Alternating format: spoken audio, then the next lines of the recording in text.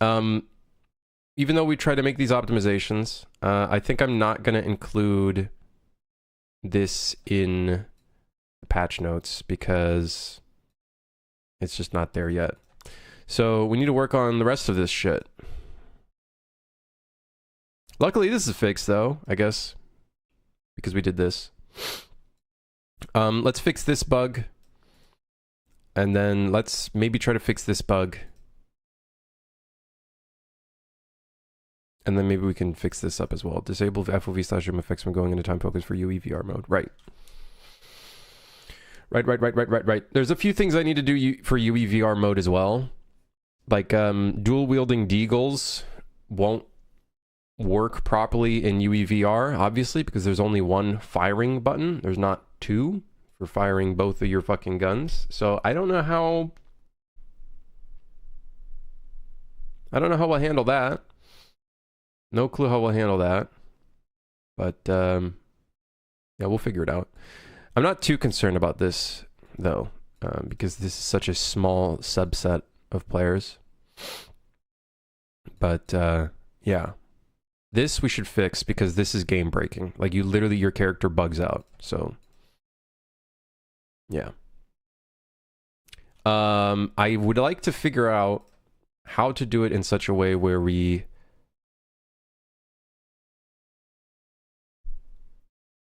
don't break things, because I do like being able to sidestep immediately into a actually don't think I have these dudes set to attack. I would like to make it so you can still sidestep into a counter, but I don't want to make it so you can dive and counter while diving.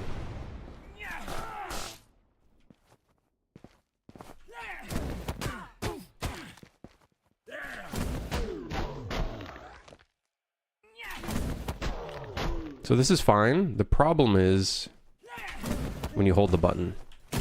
So I'm thinking...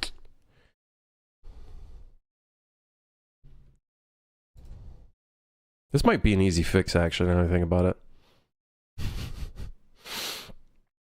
This might actually be an easy fix. Maybe. Or maybe not. I don't know. Let's see. Check for dive.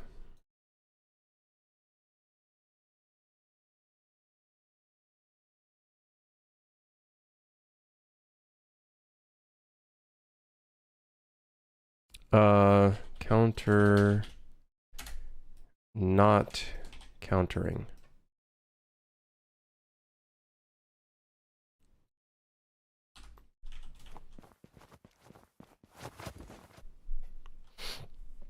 You up, Delta?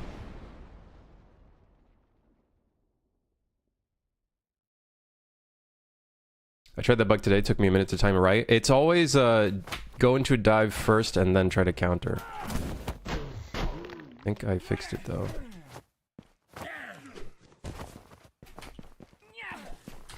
It obviously looks weird if you counter while doing that. Look at what happens to the animation.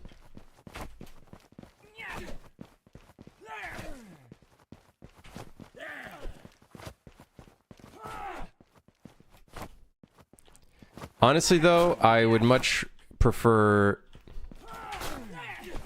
that than your entire character breaking. You know what I mean? It ain't great, obviously. The better solution would be if you start diving and you can't counter at all, but then I feel like that breaks, you know, some gameplay stuff. So I'd much prefer this. I know it's not like most polished thing in the world, but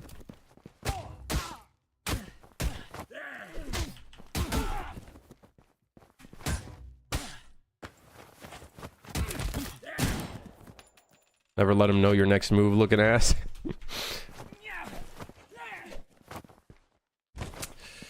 I don't know how we can stop our character from going into the dive position. That you're trying to roll. It's so if you hold the button to dive, it's going to play the start dive button essentially. We try to determine if you're holding the button. The problem is, maybe we can... Maybe there's a way of fixing that. I don't know. Hold on. Let's see. I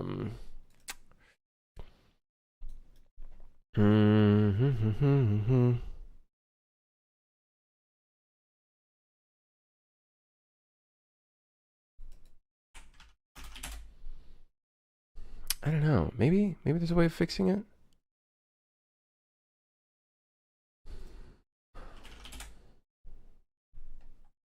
I know where's Phoenix. See you around, man.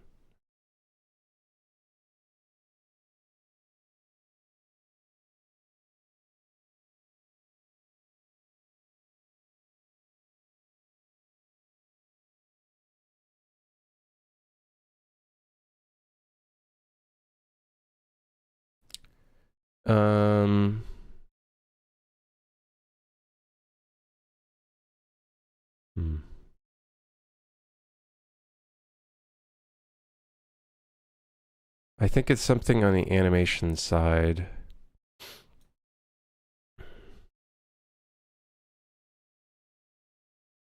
I think that's what it is.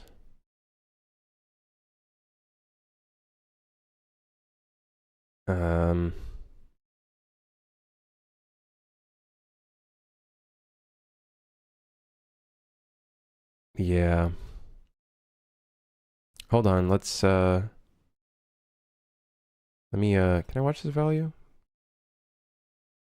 God, why is, this is one thing I would love that UE, like, improves, at least in 5, is being able to just see a variable and what that variable is anywhere from, like, just a list. Just let me see it from a list rather than me having to, like, watch a value. And then it tells me no debug data. It's like, thanks. Thanks, Unreal Engine. Just let me watch the value. Tell me what it is without me having to put it in event tick. Ugh. Okay, hold on. So let's put it in tick. We'll see if we can improve this animation, at least like a little bit. Oh, look at that. We have it right here. Player movement mode. Okay, so we're currently running. It's only calling sidestepping.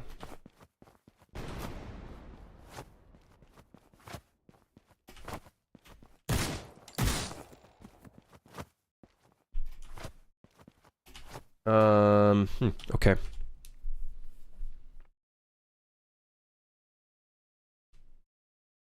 That wall generator of yours has me wanting to make my own. I'm doing something similar already to get your walls. I honestly think I should just release that for the modders and just, you know, fuck it, you know.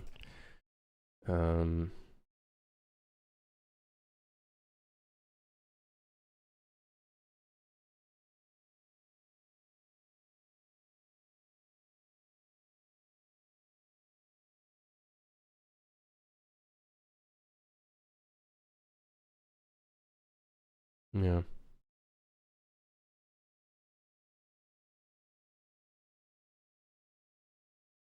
Yeah, Reamer, we have different animation poses. We have a pre-dive pose, so it's like a going into dive. Right, here. Yeah, here. Holding dodge is our problem. We have a start dive animation that's basically like the start of the dive.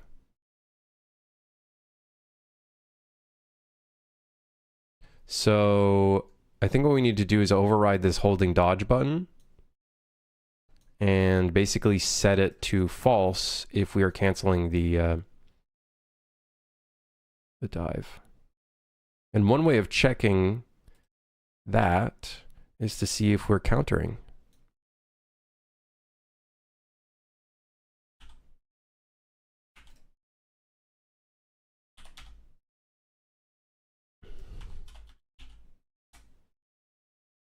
Now, I don't know how anim countering is set. Okay, it's just from countering. Okay, no problem. That might fix the problem. Okay. Not perfect, but...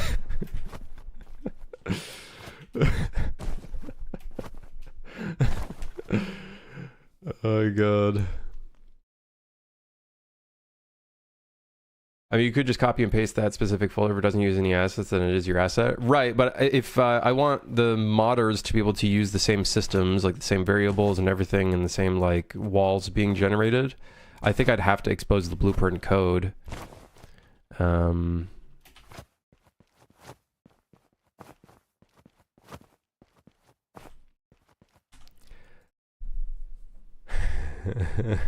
Player tag holding dodge. Like, obviously... we could just go straight to where that tag is being set.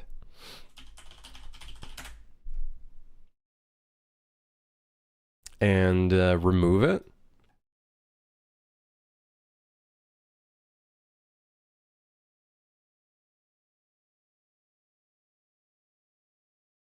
Like, that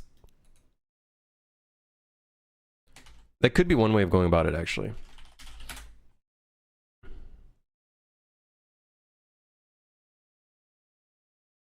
And that would probably result in a much better effect.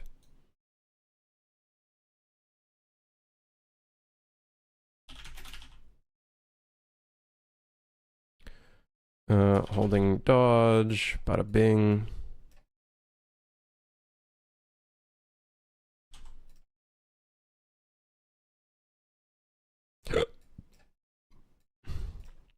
We can remove the tag because we're no longer calling it. Oh, that's so much better, man. That's so much better. That looks pristine. And I think we still have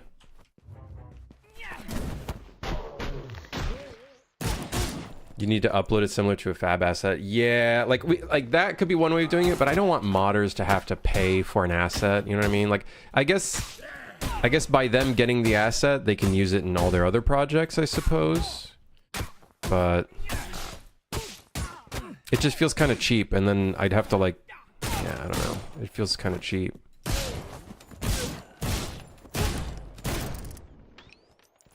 Finished getting S/S plus on all levels last night. I misread the challenge for the glasses. Think I needed arenas as S2 for the final glasses. Oh, right. A lot of the arenas are generally optional. I tried to make them more optional. I think the fix for the arenas is I just got to make them more fun. Figure out ways of making them more enjoyable.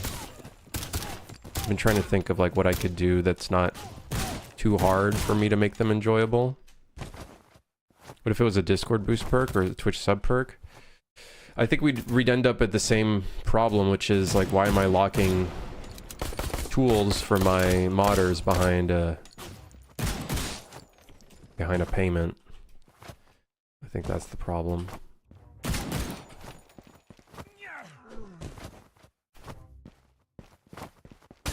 How much blend out does the montage have? It's like 0.3 seconds, I believe.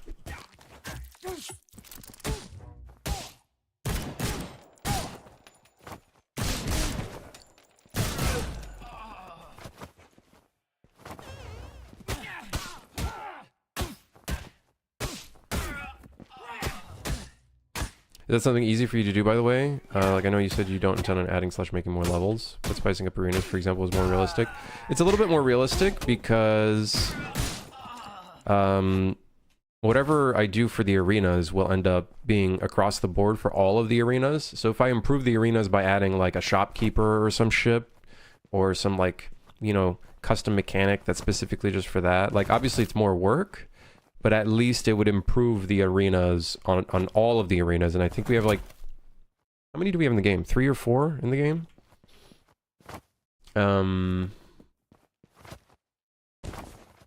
But yeah, making a new level is obviously a lot more work to do than trying to make system stuff. Am I planning on bringing this to consoles once it's finally released? I'd like to for sure, Bone. I'd like to. I don't know how many people would actually buy it.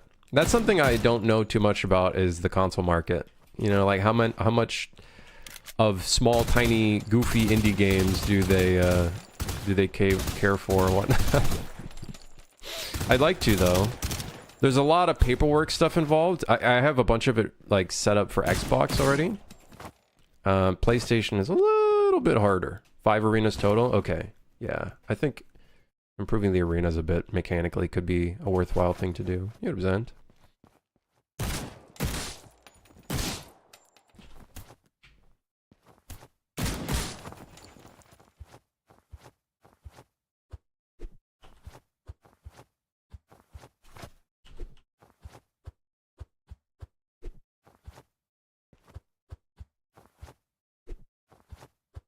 Probably just add it to the Steam package later on if you want. You could add DLCs with more options, but the base should be there by default. I don't know. I think if I release it, I'm releasing it for free because I just don't really care. Like, here's the thing. At some point, someone's going to make that wall generator. That was something I wanted to do after finishing this game, is work on a marketplace asset.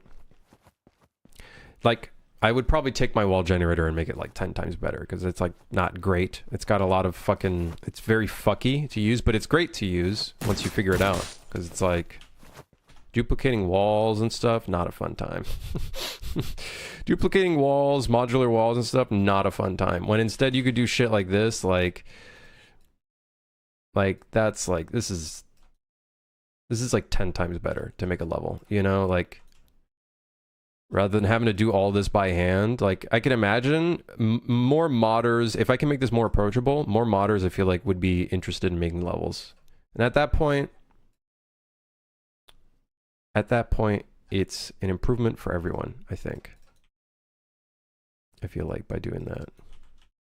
It's just very technical in the sense that you have to like really handhold the generator. So it's great and also not at the same time. It's great and not at the same time.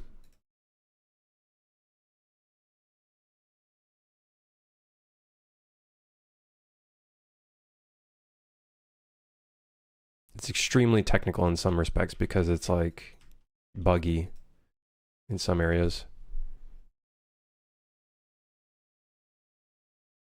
Give it to any modder who's purchased the game. They've already shown support then. Yeah, I actually don't even know. I don't know how to lock that. I guess maybe you can make it so it's distributed on Steam, but then I'd have to make sure that's okay with Epic. Yeah, how's it handle the outside wall corners? That's the thing. There's not a lot of like that would have been something I'd add to the marketplace asset is like a corner thing, but it doesn't do anything with the corners. It's basically the corner is just the mesh. Like it's literally just the outside meshes. I have some controls here, like the final piece add, so you can like add a bit of scale to the final piece just to kind of fill in some gaps in some areas, but there's no fancy like corner piece stuff that I could easily add. It wouldn't be difficult to do. But yeah, it's not a spline mesh. It's just a spline, and then we're taking a hierarchical instance static mesh and then just laying it across all of the points, and that's basically all it's really doing. Just a bunch of geometry. Nothing too crazy.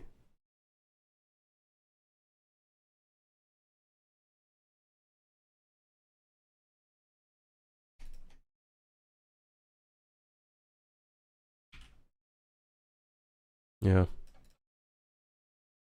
I feel like modders would have a pretty a good time with that. This is all from your own idea. So initially it started out as a building generator for my other Cyberpunk game.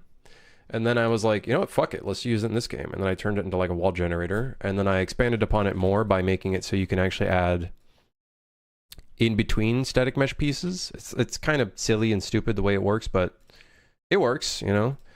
So I can now grab this piece and now I have like a door here because I realized there was moments where I'm like, oh great, now I gotta fucking put a door here. I gotta duplicate this, put a spline piece and match it up. It was awful. So it's like, instead I was like, okay, let me just put it into the system.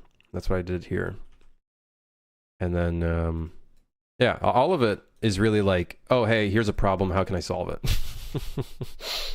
How can I make it a little easier? So the cube grid tool is kind of complete. Yeah, this is more for UE4. I think it'd do great. There's not that many games like yours that actually follows the gun fu combat implemented in the John Wick series. Would inspire you to make Super Horror? Mostly just action movies, and obviously, you know, John Wick was a big part of it. I think John Wick Hex was the big part of it, where I saw a lot of players that are like, I want like an action game within this kind of world that's like gun fu and stuff like that. And then I thought about it and I'm like, how many games actually like mix martial arts? Now, I'm not saying we did a great job on the martial arts portion of the game. I think there's so much more you could do. I think if anything, this only scratches the surface. It's really funny. There's that one game called Spine that really tries to market on the gun fu aspect of it. I'm going to be honest, I don't feel it at all. It doesn't feel gun fu to me at all. Like, people literally eat like 5 million fucking bullets. The only moves you do are like animated just moves that you probably don't control yourself. It looks cool, but I feel like you don't actually control your character a lot in this game. At least from what I've seen from the trailers and stuff. It looks cool though, visually and everything. It looks sick. This reminds me a lot of my I don't know where to take a screenshot, so I'll just fucking open up my project. This reminds me a little bit of what I was doing for my UI in my Cyberpunk game. This thing here reminds me of this. I love this UI, but like it's also imperfect because the fucking hitboxes for these things aren't proper. I think what I'm gonna do with Ronin is, I think ideally what I'd like to do is take what I made with Suit for Hire and the things I couldn't add to Suit for Hire because it was too much scope, and add it to this game. I think that's what I'm gonna do. This will be like cyberpunk gun fu. I think it's probably what I'm gonna do with it, but in a roguelite. I think that's what I'm gonna try to do with it. I think that'll be pretty sick.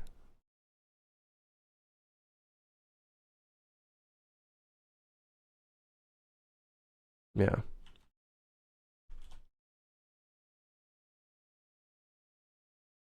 Hexagon UIs are godlike because of the unbeatable tessellation you get.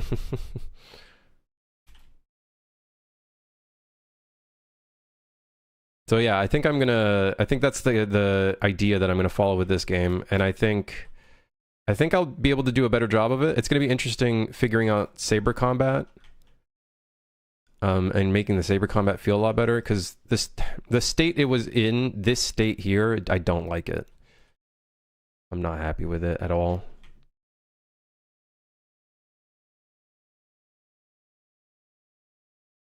It feels pretty awful. Even shooting guns, that's not a gun, that's a grenade. Where's the gun? Where's the gun? That's not the gun. That's a, whatever that is. That's a gun. Where's the handgun?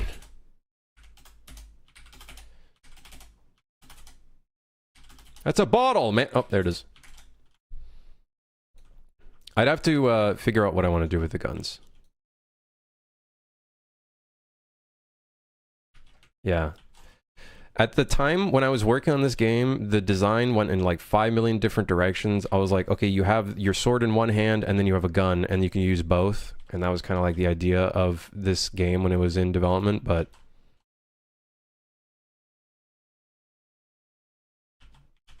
yeah.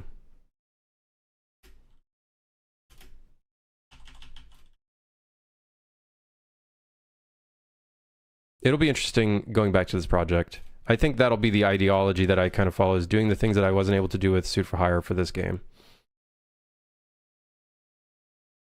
More melee oriented? A little bit, but I still want to do a bunch of stuff with this game with the guns. And doing a lot of things I wasn't able to do with Suit for Hire, like if you shoot a guy's leg, they like clutch their leg and maybe you immobilize them and shit like that. You know, things like that I think would be sick and I would love to do. I feel like that's the type of games I want to make, is like that sort of thing.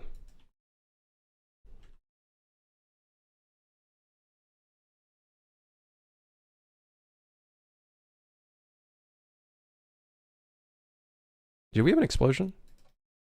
Yes, we did. Yeah, Spine, it's cool visually. I feel like it doesn't for me, it doesn't fulfill the gameplay or gameplay kind of design that I'd want to offer within the Gunfu realm, I guess. Did I see Acts of Blood? I haven't played it, but I saw it. It looks sick.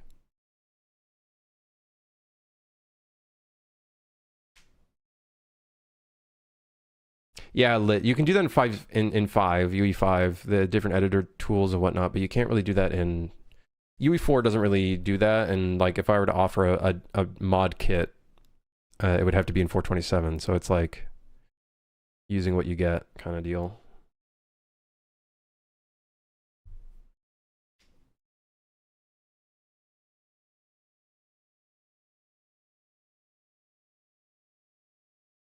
If you're gonna hear a ninja, surely they're no longer a ninja. Yeah, our character really isn't like a ninja. I always thought you were going for a more Splinter Cell vibe. No. Like, Ronin would probably have stealth, and I'll probably introduce stealth in some extents, but I don't think it'll be the focus. I don't think it'd be the focus.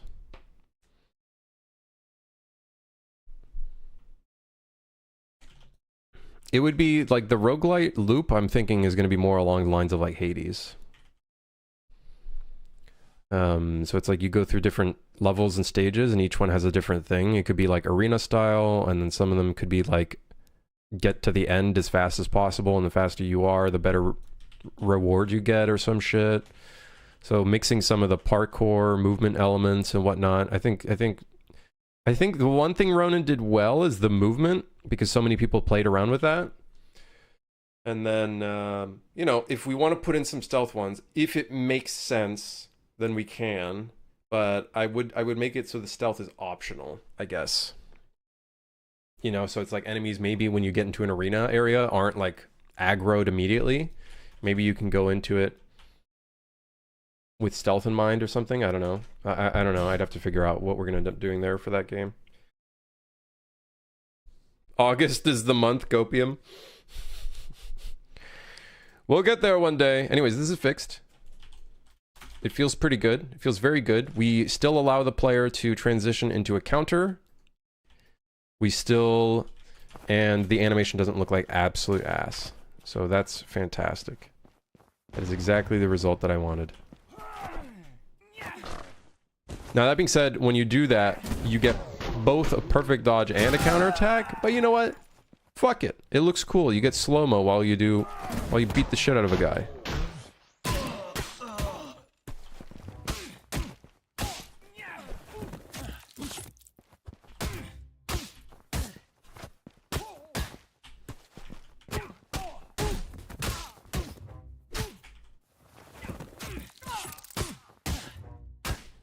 I found another wall joiner, maybe looking to reverse engineering it. A lot of it comes down to a spline or some form of control to create the walls, or at least know where the walls will go.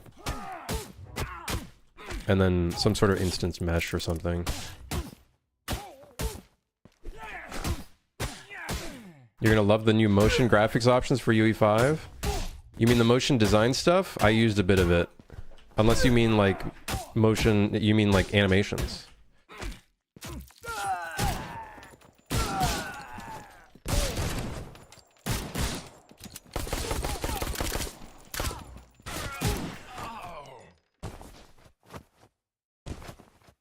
Right, Cat, yeah.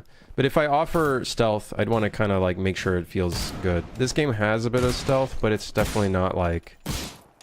I think we could probably make some design improvements to make it more of a viable thing. So, yeah.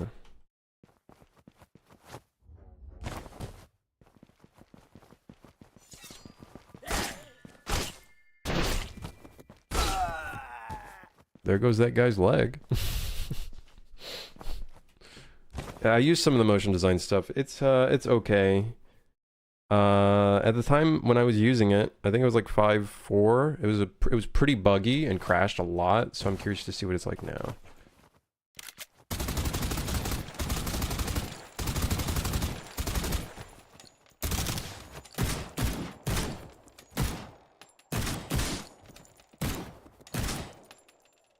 Yeah, I don't know when we shoot. You can kind of see the character curving to the right. I don't know if you guys can see that.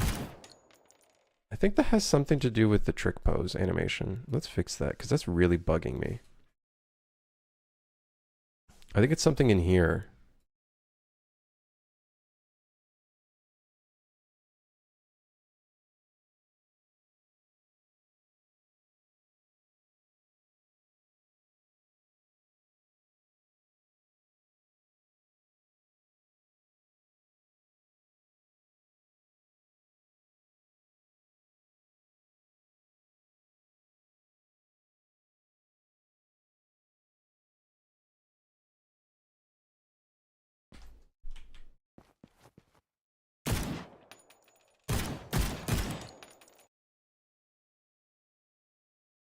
Which animation is causing that?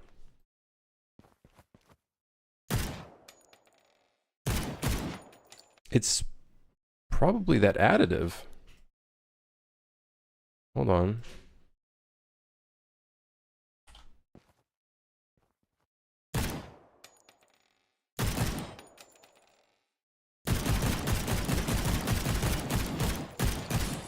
Oh, it was 100% that additive. That additive was all kinds of fucked.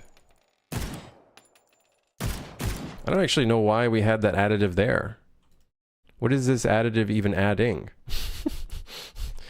It's adding nothing. It's just making it look weird. Was the counter animation block plus body kick follow-up one inspired by the Matrix? Some of it are marketplace assets. I'm sure there's probably some inspirations for those marketplace assets.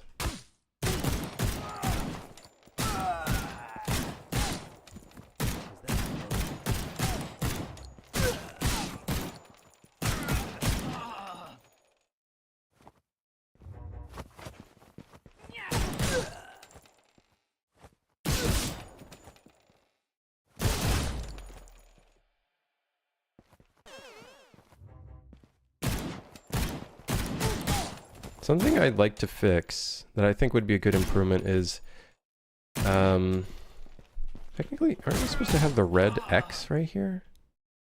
Why isn't the red X showing? I feel like there should be a middle spot for the crosshair when you're like gonna hit something. You know what I mean? And we have a red X. I don't know. Oh, here it is. So it's appearing here, but it's not appearing anywhere else. Oh. Why is it just that one wall?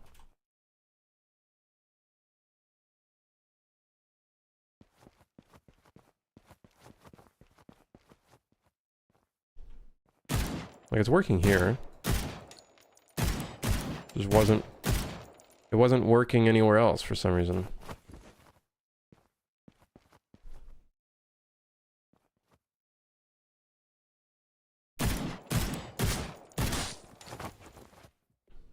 Could you make enemies drop knives? I don't have any animations for knives. But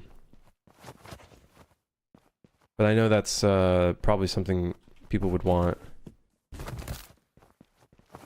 I have no clue how I'd show them on the ground, though. They'd be so small.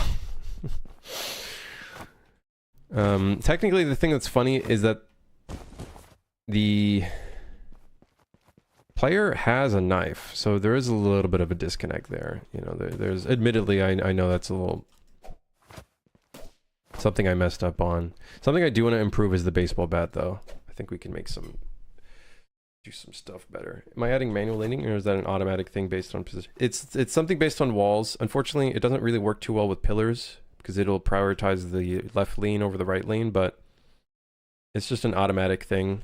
There is shoulder switching, so you can do that. You can shoulder switch, but there is no manual leaning, which I could add. I could add manual leaning. I'm sure maybe some players would prefer being able to manually lean.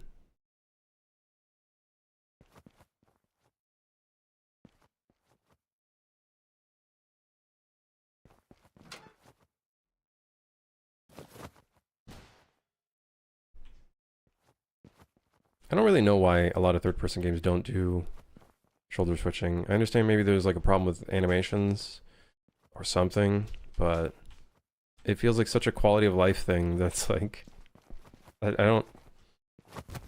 Now I'm trying to wall run. I'm fucking going crazy. I don't know. I don't know why games don't add more of it. Finally got to chapter 6 of Act 1 last night. What a skill check. Is that which oh yeah, City Redux. Yeah. Dude, I'm gonna be honest, I hate the level design that we did for the park. I'm very unhappy with that one. We made some adjustments to it, so it's a little better, but it's still not the greatest level in the game.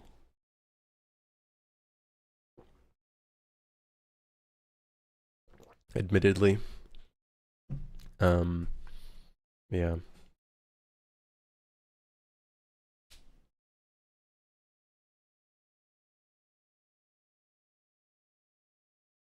I'd recommend having a separate project for your MG. Right, yeah. MG's like the motion graphics stuff is fucking susceptible to exploding at any moment in time. Marvel Rivals feels weird to not have a soldier switching. It's just a competitive game and it restricts you to favoring certain walls over it because of it. Yeah, I was even Deadlock. I was playing Deadlock and I was like, why does this game not have a fucking shoulder switch?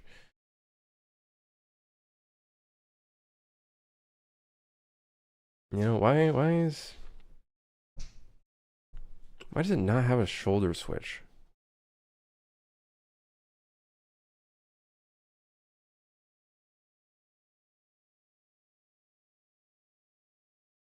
Boom, boom.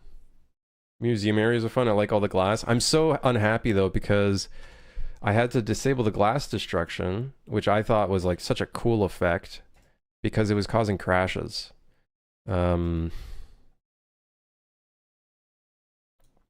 Which is unfortunate because it looks so cool. Breaking the glass. I love the effect, but the problem is it crashes the game sometimes in very random spots, which I'm really fucking pissed off about. So I still have to figure that out. I'm not going to put this back in the official branch of the game until I'm 100% convinced that this shit is fixed. I think it has something to do with the Niagara particle effect or something. Like, Niagara in this version of UE4, I think is just straight broken. I don't know. Something in here is like randomly causing the crash. I don't know what it is. Maybe it's the amount of GPU like things that we spawn in. I'm not sure. Something in here causes the crash though.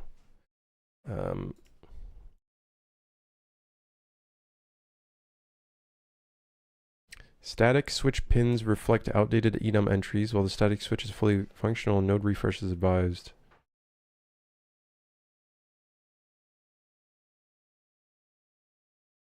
What? The hell?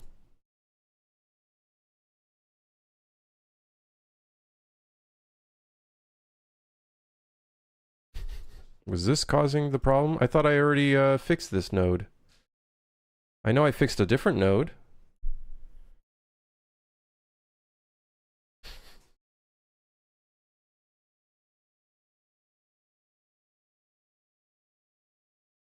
Could you add a level similar to when John Wick gets pushed by a high table in the New York Continental? Maybe add a room with weapons and only armored soldiers with ARs hunting you? That's kind of the Roma arena level. That's kind of the Roma arena level, essentially. This is the old version of initialized particle has been soft deprecated and should be replaced with a new version. Any content. This old version will eventually be fully deprecated. What the fuck is the new version of initialized particle? What do you mean?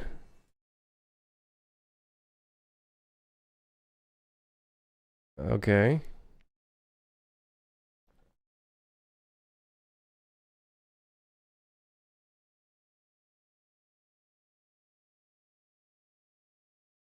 I can't paste into that.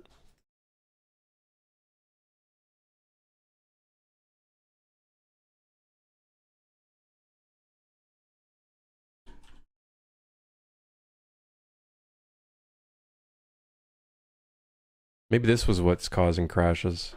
0.8, 1.3. And then of course I have to do uniform. Wait, hold on, what? Uniform ranged linear color.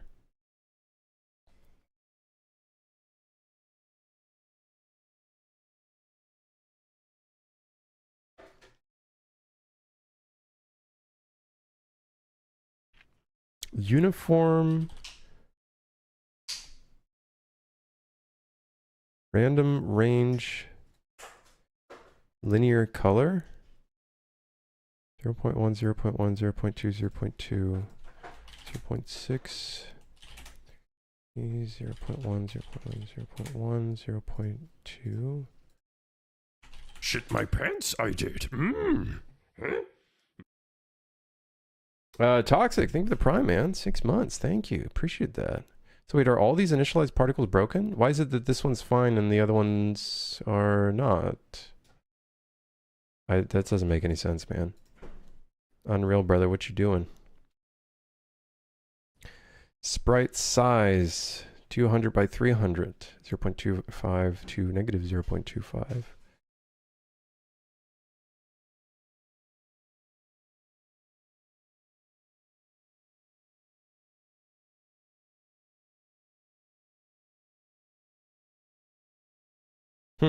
All of the nodes look different.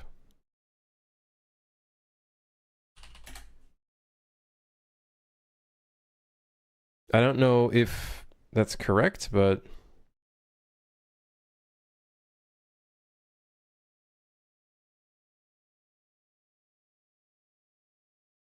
random. No, I want uniform ranged.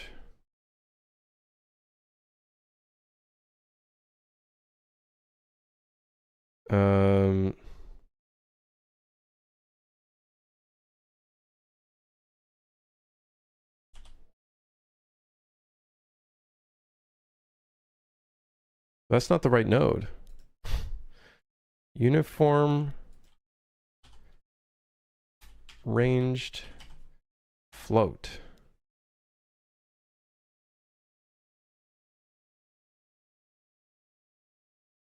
Okay.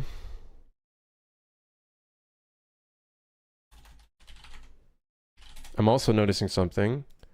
This minimum and maximum were flipped, which is incorrect. Minimum should have been negative. Interesting.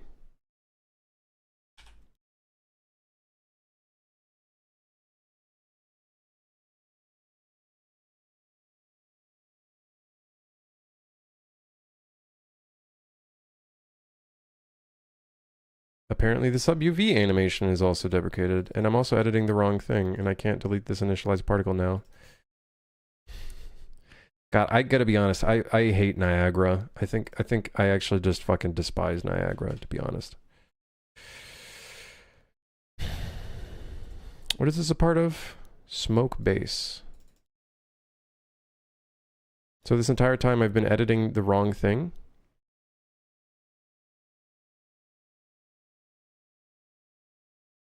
I'm kind of baffled that there's no easy button to just replace this with the actual proper version. Like, come on. Come on, Unreal. Come on, man. Come on, Epic. Come on.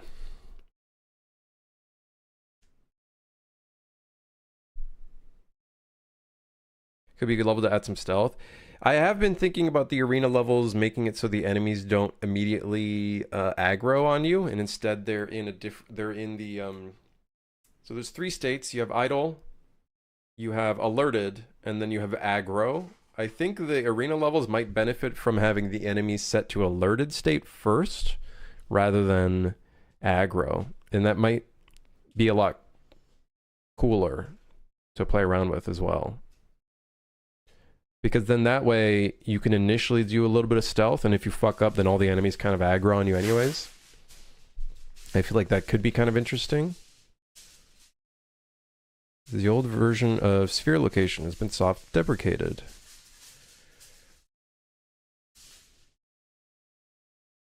Can I copy over this new version that I made and put it in here?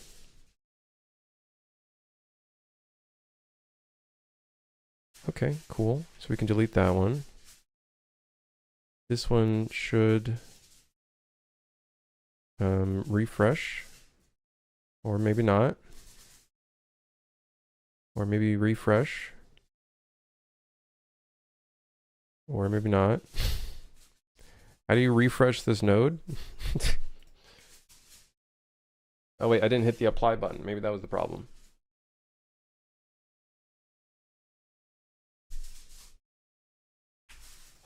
Okay, there we go. Now we got the new version. Although the okay, whatever, we'll just leave it as that. I probably fucked up a bunch of particle effects. Can't wait to see what I messed up there. Like the minute, you know what? Actually, let's go back.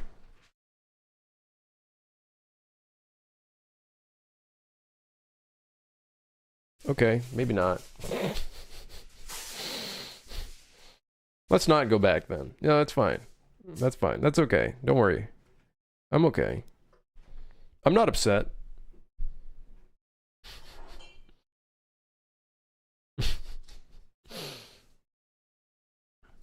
Kind of going on a tangent here, but at least we fixed that diving issue. That was the biggest bug in this list that I wanted to fix.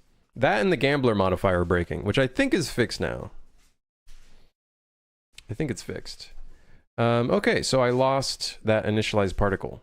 I know this minimum was 1 and this one was 2. But then here it's 0.8 and 1.3. If I apply this, is that going to change the defaults of that other value? Oh, we are fucked. I definitely probably broke a bunch of particle effects.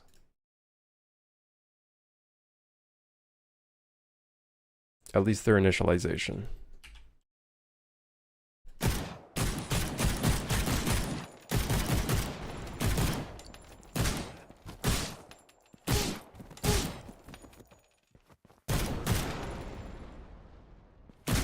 So far, I don't see anything that sticks out. Let's hope it stays that way. All right, what's next to fix?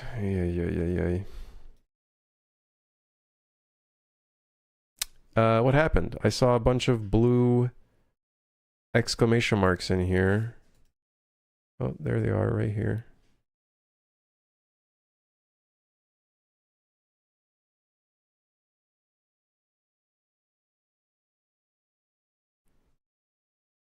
I don't understand what they mean by they deprecated it.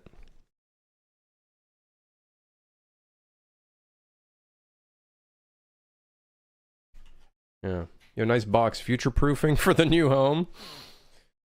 That's a toilet box, man. I don't know what to tell you.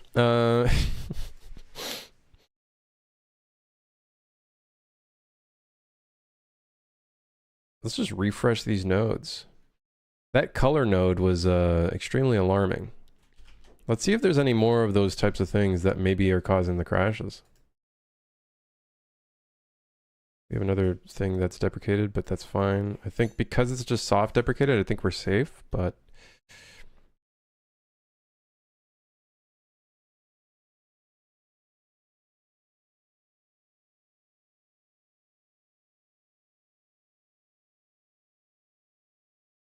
Is there anything else in here that I should know about that is fucking broken? That's insane that like a Niagara particle effect had that issue. Anything else I should know about that has a big exclamation mark? How about you, huh? Uniform ranged float? How are you doing? Okay. All right. Isn't this engine side stuff? How did this fucking break so badly? Anything else I should know about?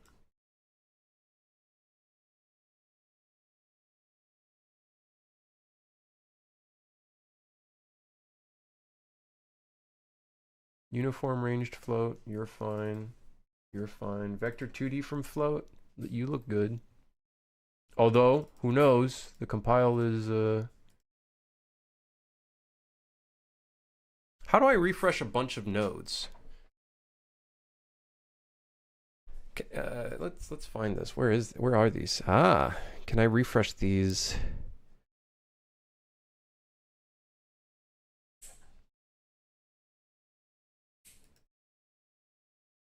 Okay.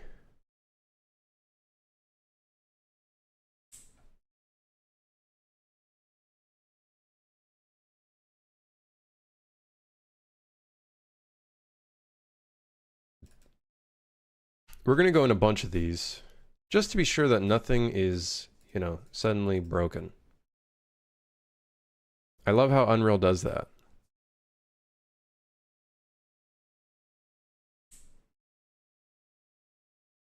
World peace gonna instill when you finally stop working on this game?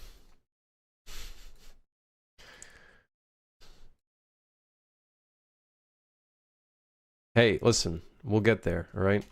By the time I finish this game, maybe maybe the world will be at peace. I don't know, who knows? We'll see.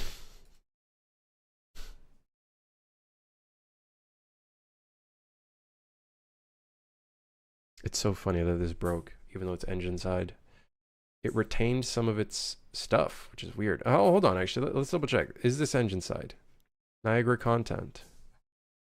Niagara content is, yeah, it's engine side stuff. How did that break? I feel like I fixed it before. Or maybe I fixed something else? No, I swear I fixed that node.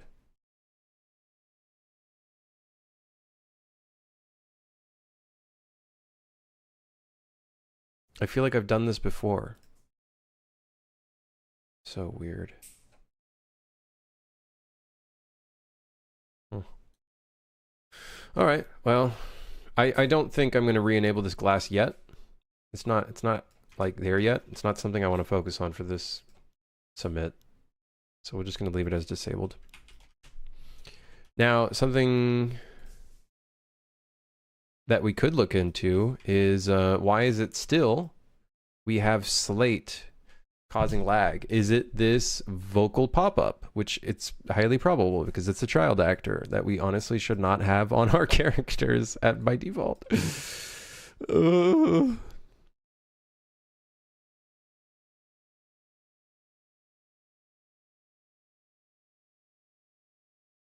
Having this by default on our character is not very good. And on top of that, it's two separate widgets. Now, of course, the tick mode is disabled by default. But I still think that's not a good idea.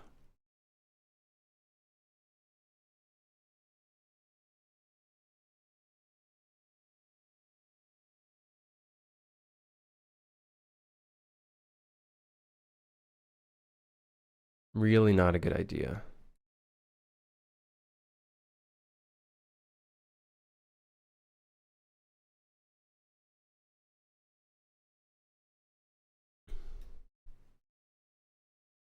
I also imagine we're destroying this.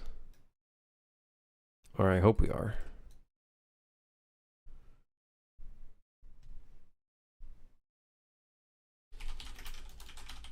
Like when we destroy, this should be set to null, right? So that it doesn't hold the reference to it. Oh, it does, what I would imagine, so. Let's see. Let's look through the enemy death. This huge, humongous bullshittery again. See if anything's lingering. Where's death? Enemy death.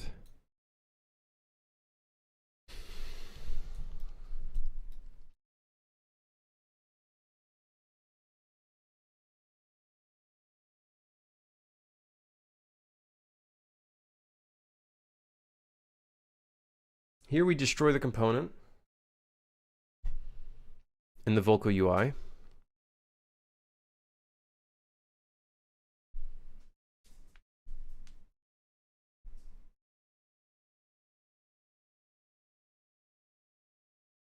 But is that properly destroying it? I don't know, because it is a child actor.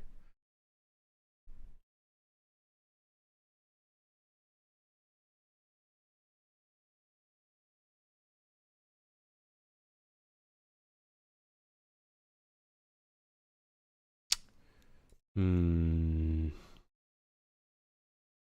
Hmm.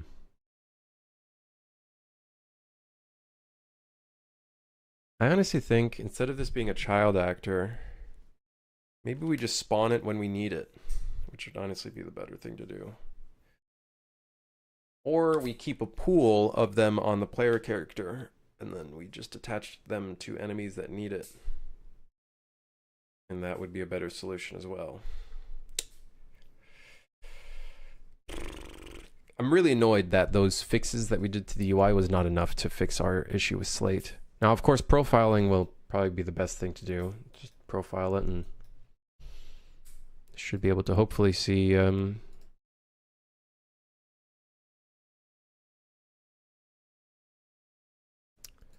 hopefully we get some better results. That would be nice. What was something I wanted to look into though?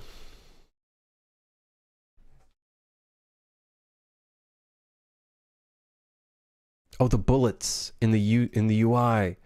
Yeah, the bullets. Oh man.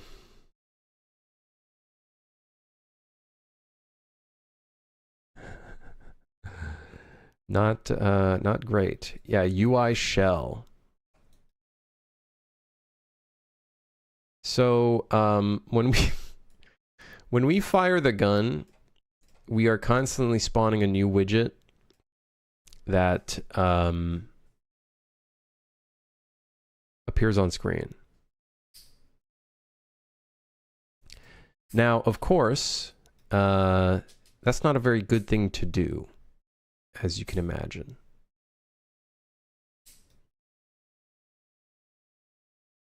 Where is that bullet? Oh, right here. Create shell.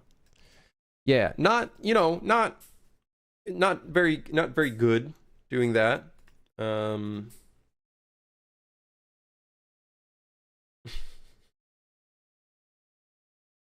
Do we spawn those on the secondary weapons? I gotta see.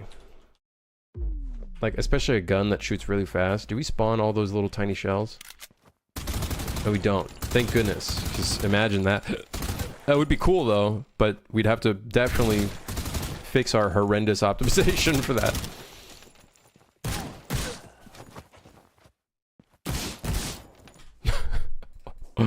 Okay, so the problem is all of these guns run off of their own system, which is really, really annoying. I don't know why this is suddenly lagging. Okay, weird. Do you think you're getting near the end of the support you want to give for this game post-launch? There's still quite a bit left. I think there's a couple things I still want to fix. Like, obviously, we have this bug fix list. We have some improvement stuff here. Like, I want to be able to allow players to clear bindings entirely. We got a couple quality of life things, a couple little settings things that I like to do. Some of these are kind of like outdated. Like the improvements for the revolver ultimate, we already made quite a few improvements. I'd say we could probably delete that. Got some sound effects things that I like to make that are honestly kind of like who cares kind of things. So we can make those gray. And a couple just like animation improvements. The biggest one that I'd like to put in before I'm like, okay, you know, I think I'm happy with where it's at is getting like a level of mod support in. And most of that really is just like, okay, here's a mod kit that has a bunch of empty actors that you can use. Then when you export it out, it'll get swapped out with the actual actors, you know, shit like that. And then that would be I think like the final thing that I want to put out, and then obviously some form of documentation. So then, you know, people can mod in their own levels, maybe have a little map loader in the main menu. That could be pretty sick for like custom levels and whatnot. But yeah, I think that'd be sick. Okay, this would be a good start. We replace all these with get owning player. I think that'd be a good start for optimizing all those.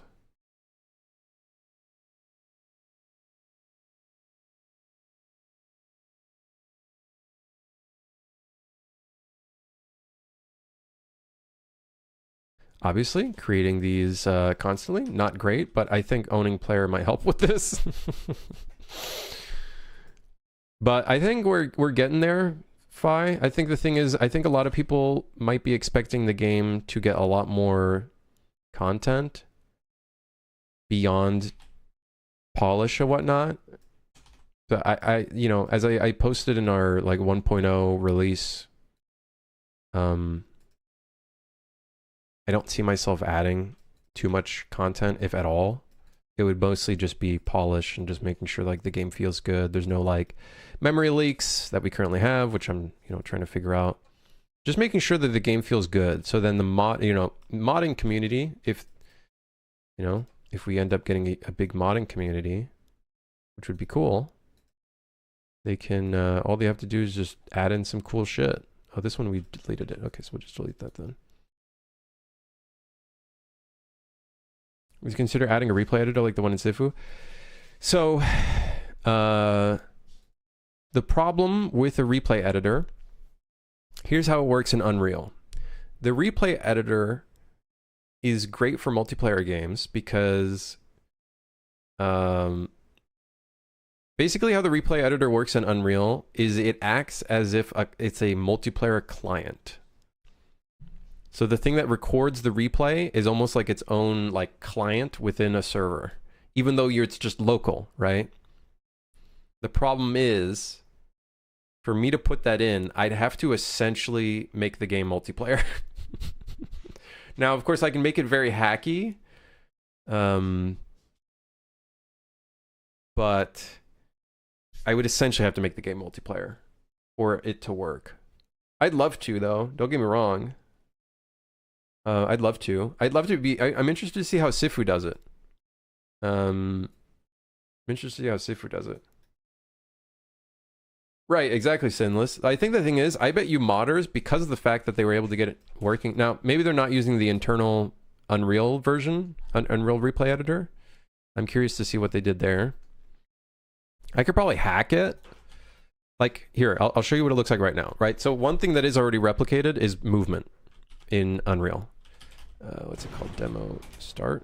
Demo dat record? What was the fucking command called to start a demo?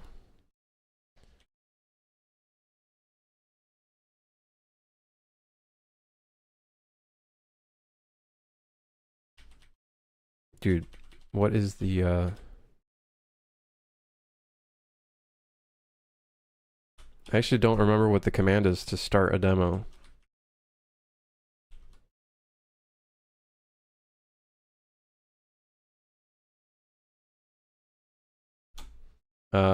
It's demo something. I know it's demo something. Let me see. UE4 demo start. Record.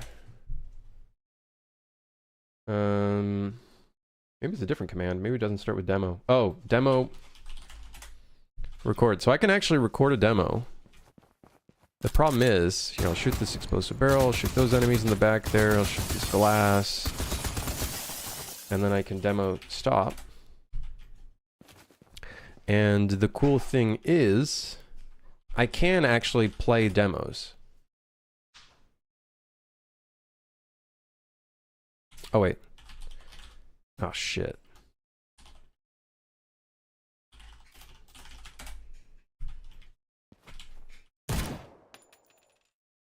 I'm going to assume it's actually starting the recording.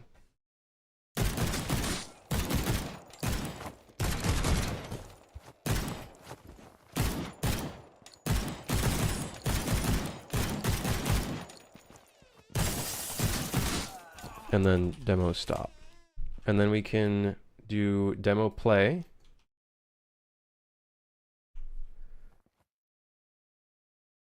Did I see Eclipsium? I don't know what that is. Demo play test 2. So now I can actually like see the demo recording. There I am. But, you know, we blew up that barrel and everything.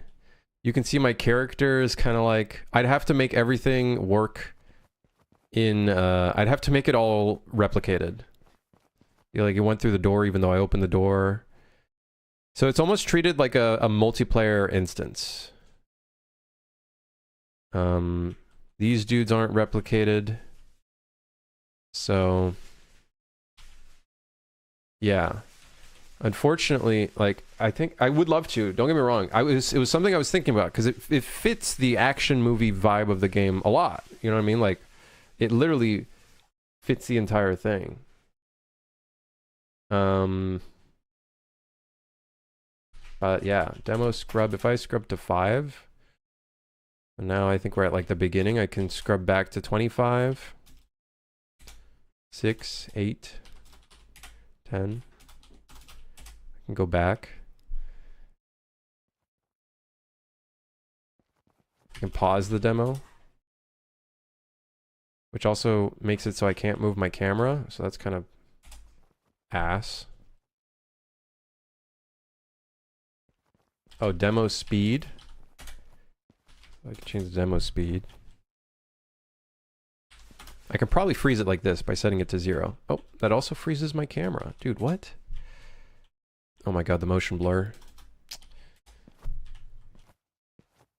Yeah, so unfortunately, I'd have to essentially... These guys, we shot those guys, remember, in this... Which, funny enough, setting their actor location is technically working. We do set their capsule to be underneath, so that part is working, oddly enough. So, that's the only problem. I'd have to basically make the entire game multiplayer-ish. So yeah. And then I'd have to make a UI for it, which I'm totally for. I like making UIs for stuff like that. I love doing shit like that. Like, if I were to do it, I would make it so it's like you can set up different cameras, do like some fucking cool action movie stuff. I think the problem is my only concern with it is, I don't know, I guess the game isn't at the level that I'd like it to be in. It's the same thing with modding. I'd love to make the game so much more like sandboxy and stuff like that, so people could do like really cool stuff. You know, like, imagine someone being able to make like their own custom demo movie, where it's almost like a Bourne movie. You know, like, that'd be so sick. You know what I mean? You have different camera angles. You can add camera shake to the fucking camera. You know, classic action movie shit. I would love to. It would be sick. I just don't know if... Like, I'll try. Maybe one day when we, like, squash a bunch of these bugs and polish a bunch of shit. Maybe one day I'll, like, look at it and be like, okay, let's try fucking around with it for fun. And maybe when I do that, maybe we get started on the next project. So it's like I split up the two things. I do like 30% of this project, messing around with it, and then 70% on the next game. Could always be, like, that could always be the thing that I end up doing, right? You know, Bahoa? Yeah. A Neo mod in Super Fire and all played out in cinematic fashion? Oh, trust me, dude. I'd love to see that. I think that'd be super cool. I wish I could put more in the game. Like, from a gameplay standpoint, to like really make it feel like you have, like, there is a bit of control in terms of like the way that you can play it, but I'd love to make it so it's like you can really make it feel like a movie and stuff like that. I think there's still some improvements that could be made in that regard.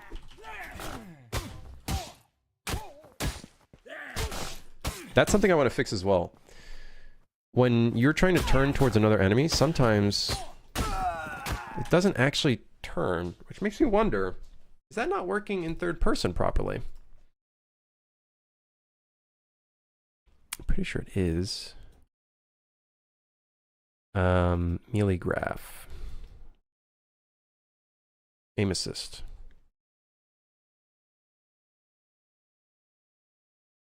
Control rotation. I want to see what that looks like really quick.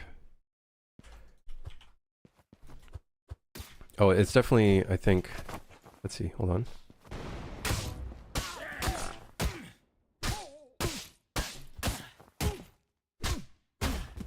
Oh, you know what?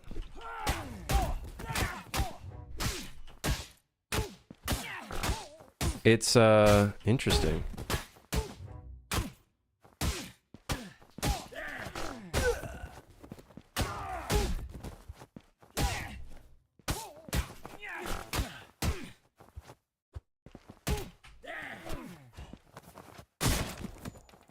I want to learn how to make PCG houses with random logical layouts. Hey, get to it, man. Just start with some like really quick gray box stuff, and you can definitely do some stuff like that.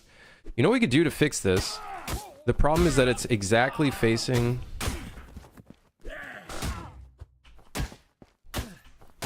We can remove the Z-axis, and I feel like it's okay. Like, we can remove the Z-axis from this, to be honest.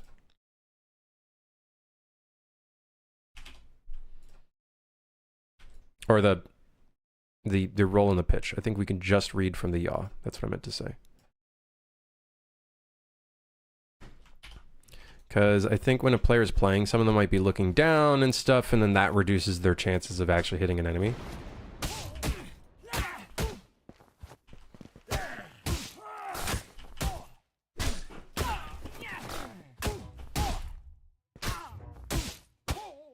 Because the one thing I'm concerned about is that you try to switch to an enemy that's going in for an attack, and you can't like properly switch them.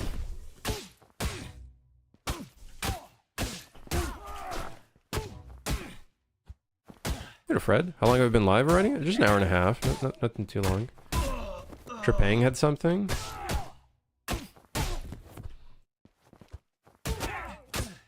The YouTube channel is a masterpiece with the T mod thing. Maybe I can get in touch with the Trepang devs, because I think they follow me on Twitter. See what they ended up doing with their replay editor. I'm going to assume, because they're in Unreal as well, I'm going to assume they use the built-in replay editor. I'm just curious how they got it to work. Let me see.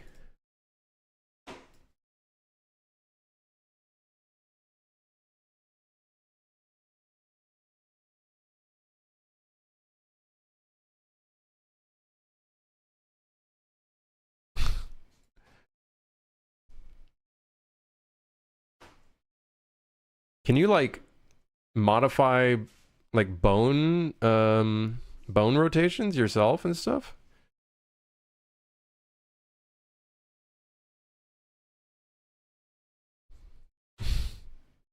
That's kind of cool.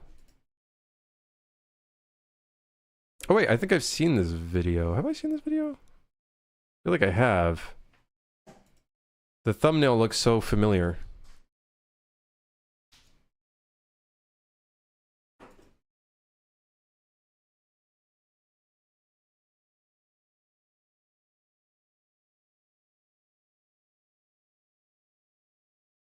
I wonder what they ended up doing for that. Check this out. This is the demo of the tool.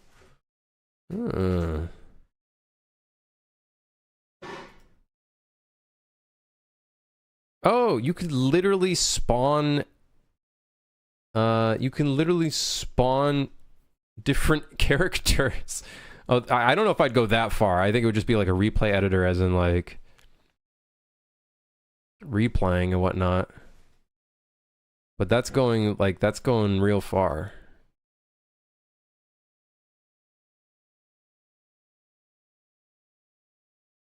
They have different camera types. Very cool.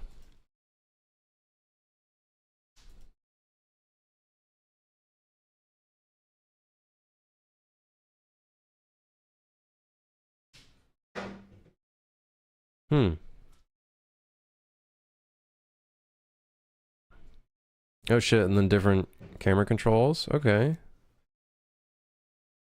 You can follow different bones. Okay, that's kind of sick. Okay, all right. They have dolly cameras. Okay. Damn, man. Okay, shit. I don't know if I'd be able to get on this fucking level. Let me be honest, bro. Definitely would not be able to get on this.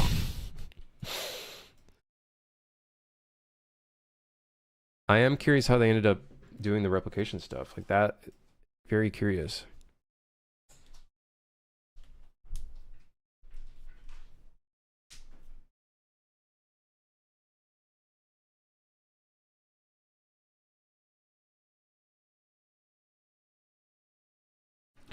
I'm working on a video and intended to critique the melee targeting in third person. It's cool you're addressing it now. Hope it gets to a place where you can just start attacking incoming enemies instead of always relying. Right, that's the idea. Like the thing is in top down, you could do that, right? Like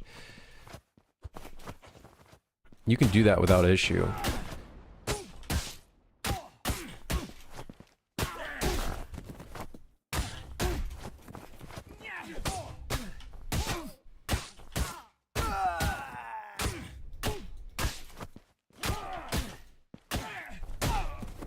So I think it's something in third person, maybe? Makes it a bit harder to redirect, perhaps? Or maybe the box is hitting the enemy that you're like too close to. Like right there.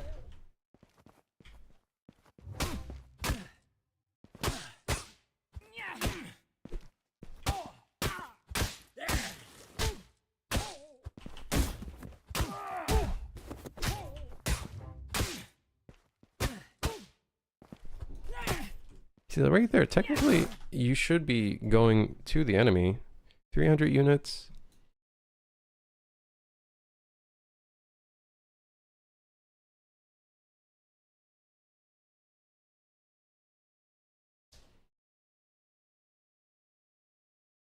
Maybe I increase this a bit more than 350, then we cancel it.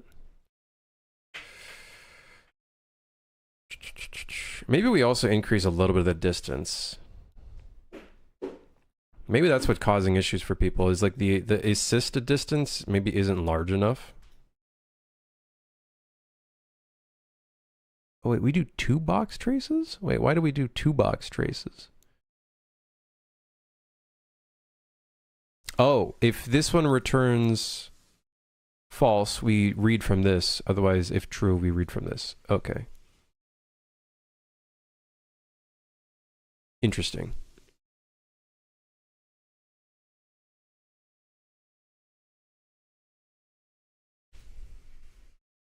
Okay. See if that feels better.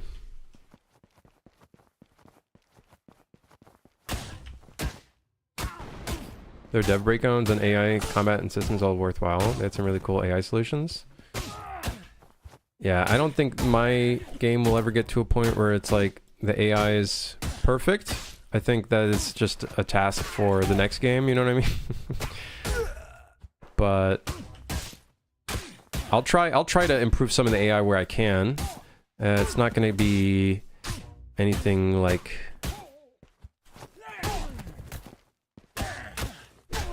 life, you know, like completely different. Like I am going to try to put a hard difficulty where it's like the enemies are a lot more responsive and kind of not unfair, but they'll function a little differently. Something in here is not feeling right. Right there.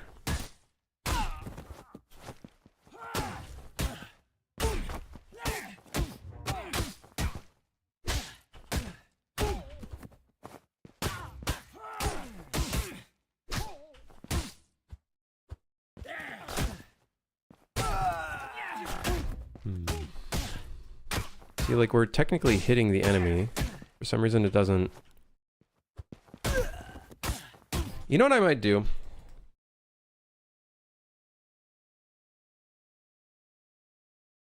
Because third person just has such a different depth perception, I think I might make this increased for third person.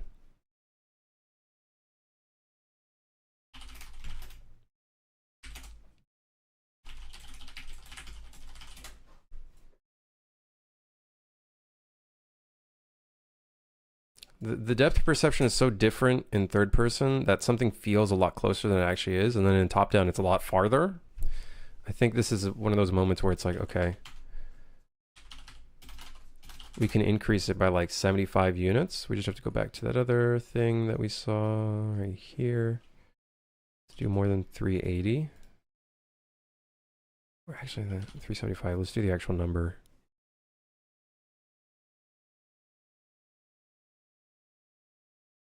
I think I did the right Boolean. I hope I did.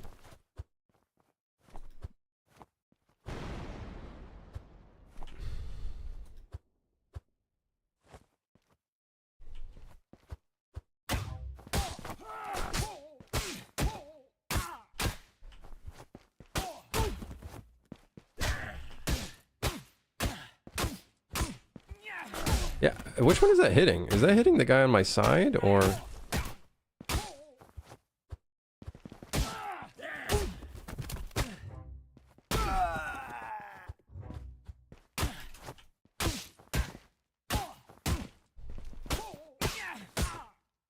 Hmm. I think we have to do multiple checks. It works sometimes, and then other times it doesn't work, and I think it might be because of how close you are to an enemy.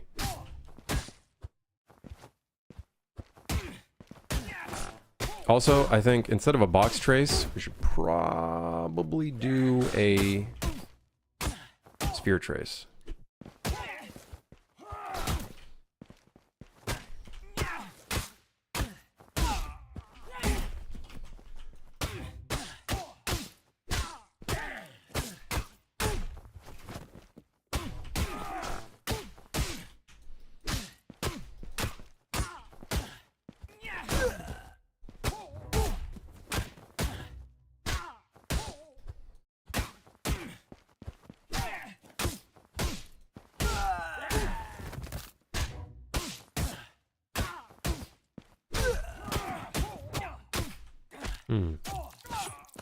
It feels sort of improved.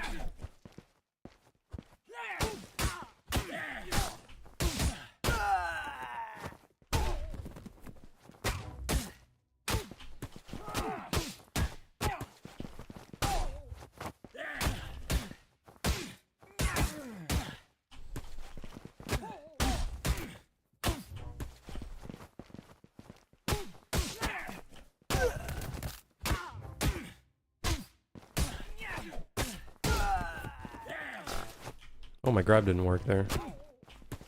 I'd love to make the grab even more fun, but I think that's something I'll hold off for the next game, I think.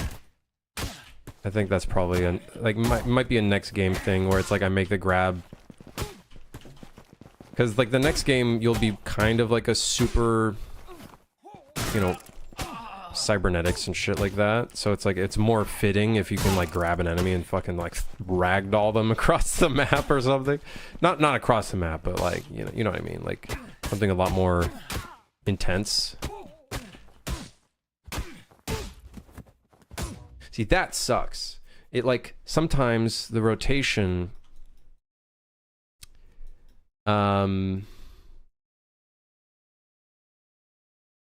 like we have a thing here that plays from start.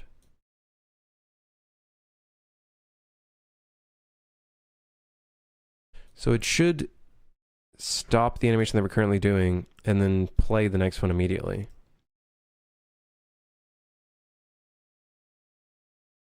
Cybernetics and Crimson's Fantasy? No, we're not working on that game. No.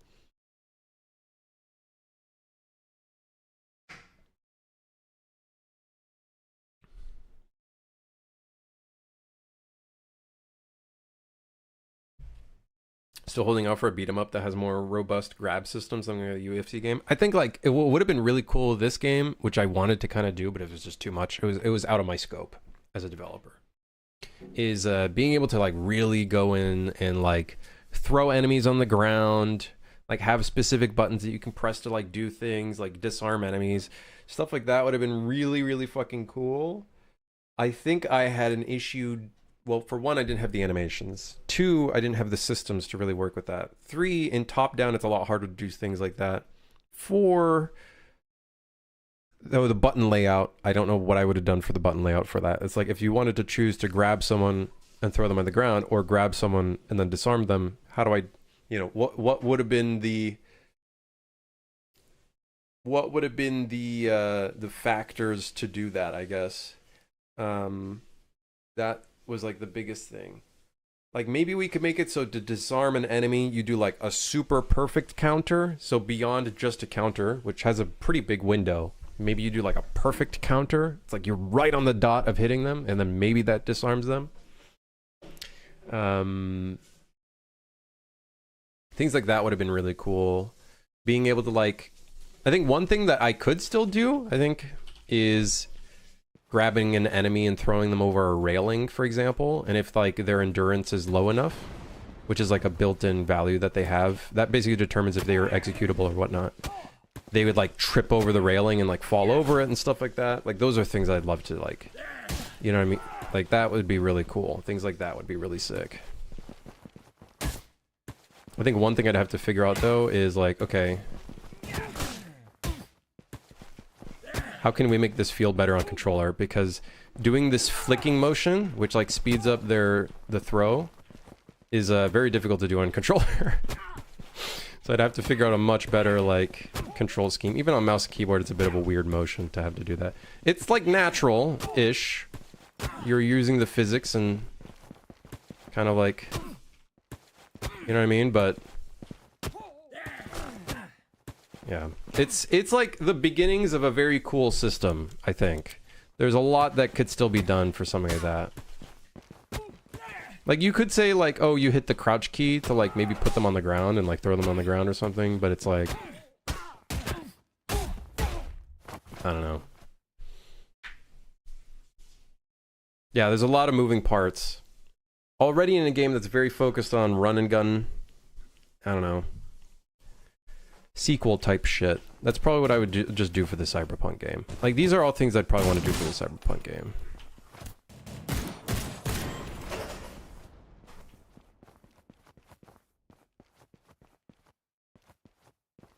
When holding an enemy, they should still swing at you. They do. So, enemies will swing at an enemy. Like, these guys are dummies, so they don't, like, properly hit each other and deal damage to each other. But when you hold an enemy, people will still shoot at you after a certain period of time. And then, so you can make enemies kill each other, basically. Minecraft Smurfs are now a thing? Wait, what do you mean by like Minecraft Smurfs? Like the blue guys? Or it's like Smurfs as in people are smurfing accounts?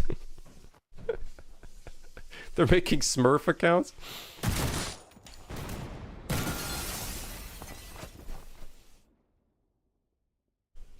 Yeah. That's what I mean by like, I do think this game only scratches the surface of like gun-fu style gameplay, I guess.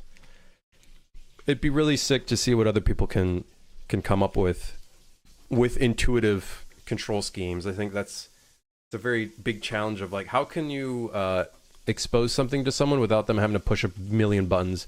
It is something like that's kind of bad with this game. The animation doesn't look great, but you can technically grab an enemy. I think these are some things I'd like to improve.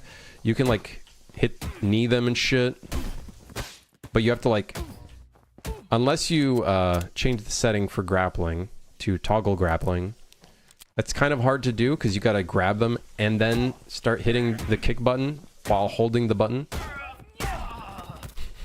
So you can kind of... Oh. I think I accidentally crashed the game. What happened? Computer?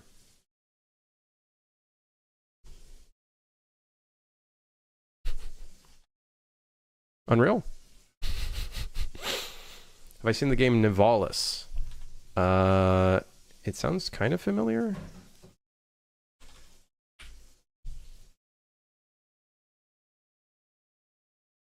No, I've never seen this game. I don't think I've ever seen this game, ever.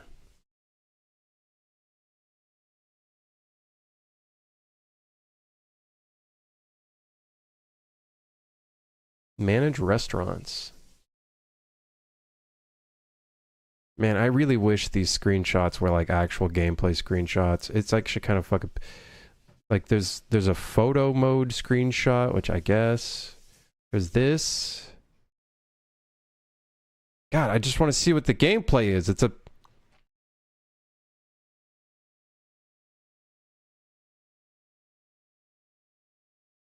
Ugh! Have you seen the game Spine? Animation wise looks promising. Still skeptical that we're always seeing is fake trailers. I was talking about it earlier. Oh, my game's still frozen. Interesting. I think it just like full on crashed. Oh, there's a crash report client editor. It just didn't show it. I think Spine looks... Here's my opinion of it. Here's my honest, unfiltered opinion. They try so hard to market it as a gun-fu game, but I think all it is you get locked into animations that you don't really have all that much control over. And in my opinion, while that looks cool and kind of fits the bill of gun-fu, in my opinion, it doesn't at the same time. And then on top of that, the fact that you like shoot guys and they take like 5 million bullets and they become bullet sponges, not fun. does not look fun to me, personally. It doesn't look like the type of game that I would want to make or play. Oh, they have gameplay? Oh, let me see this, dude.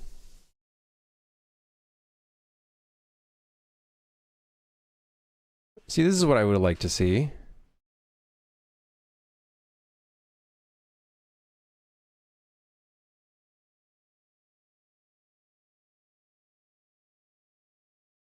Oh, it's posted an hour ago. Oh, God. Guys, I'm going to be honest. Is that AI art? Because, wait, oh no, you guys don't see this. That looks like a game by Ion Lands. Ion Lands. Oh, they made Cloudpunk. Okay. I had a feeling. I was like...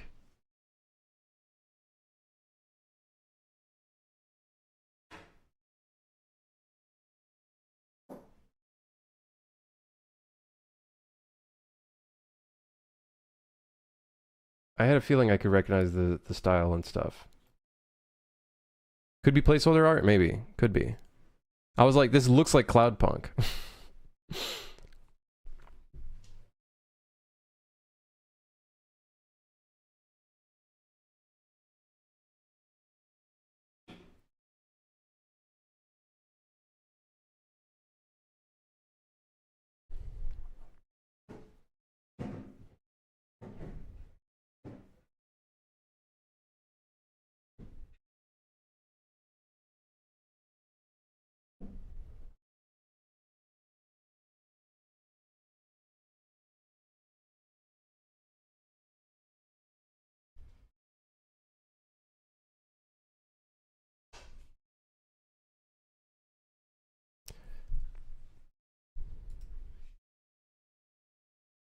Man, this gameplay trailer does not do it any justice. This gameplay trailer is not doing it any justice, to be honest.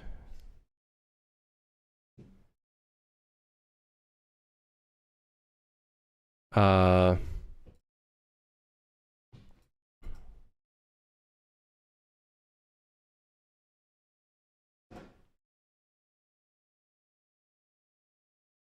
By the way, for context, because you guys don't hear the audio, it's just a music playing on top. There's no sound effects. Which is cool and vibey, but it's like, we have like, I don't know. If this feels like an eternity, placing these fucking tables and chairs. God, it seems like such a cool visual aesthetic. I like the idea of it. I don't think this trailer is doing it much justice, to be honest. Oh yeah, someone else noticed it looks AI generated. It definitely does. The unfortunate thing is like so much art is tainted now because like you see a visual style and it's like it could be an actual visual style or it could it has the vibe of AI generated because of the highlights and everything, but I'm sure it's probably like not. You have to be like wary from specific art styles, and I know that sounds fucking stupid because it is stupid.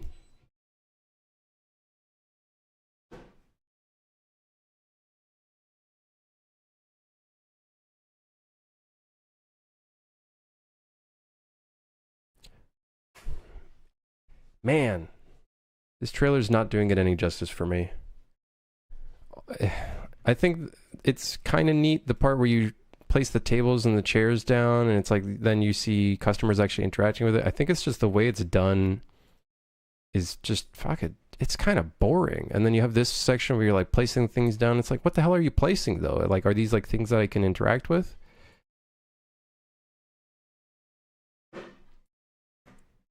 I don't know. Ooh, it sounds very cool from idea, but yeah. Let me see. What you got, Ben? You messed with some physical animations? Let's see it, dude. Let's see what you got going.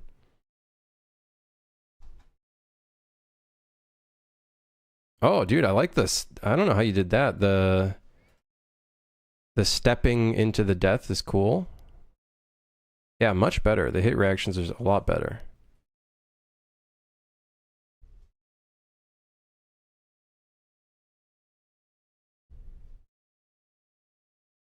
Yeah, cool, man.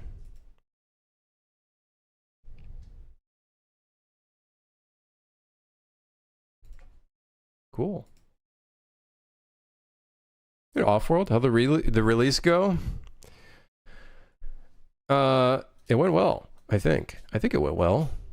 We had a lot of like it was a bit of anxiety inducing. There was a lot of like technical issues that I tried to figure out ASAP, crashes and whatnot. But I think it's going well. I don't know. I think it went well.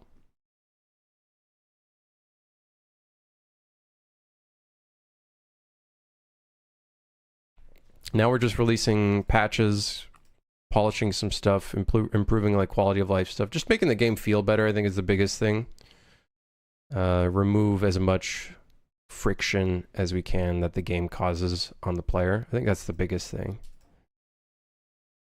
I think there might be a subset of players that are expecting some AAA polish. Unfortunately, I don't think this is that type of game. You can write a negative review if you want to. I just don't think that's something I'll be able to provide, unfortunately. I'll try to put in mod support. I'll try to put in all those things, so then that way people can create some cool custom content. I think that could be sick. But I'm not a AAA developer or anything like that, so... I got my gold suit yesterday now, just getting all the achievements. Hey, hell yeah. Hell yeah.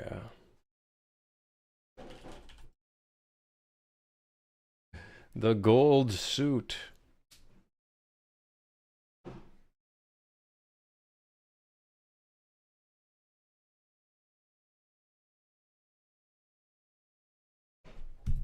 I'm actually curious, if I don't know how much replication I'd have to put in for the replay editor to work. Now I'm curious. Y'all got me curious, all right? The rotation of the player character. How do we I think that's done in the player controller, which is not very good for us because the player controller is not replicated.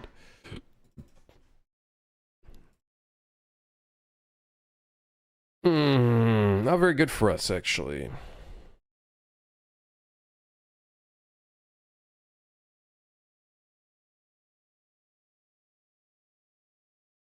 Don't ask me why we do all of those calculations in... Like, the thing is, if I set this to replicated, I don't think that's going to be enough. Also, we're in a player controller, so that doesn't help either. Unless I can just replicate the mesh here. Replicated.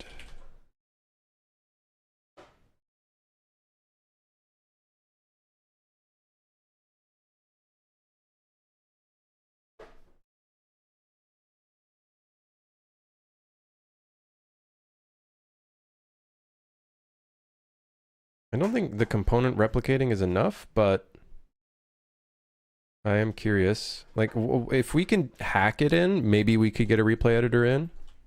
We'd have to, like, really hack it in, though.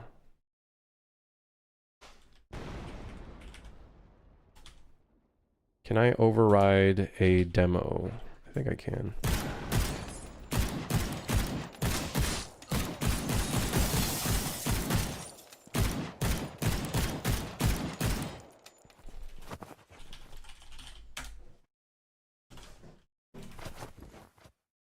What was the command? Demo play test 1.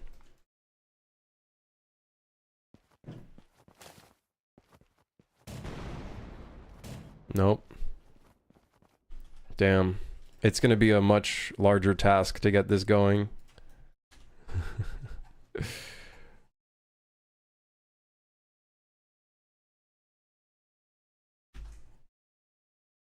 Oh yeah, it's also trying to read from the player controller that's non-existent. The way we structured this, unfortunately, because of the way we structured all of this, it would require quite a bit.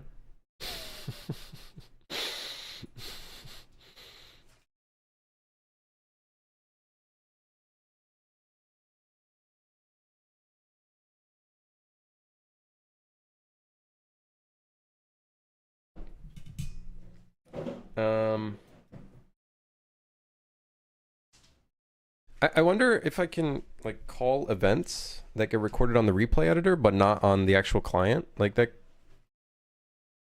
it could be one way that we like set the rotation here, right?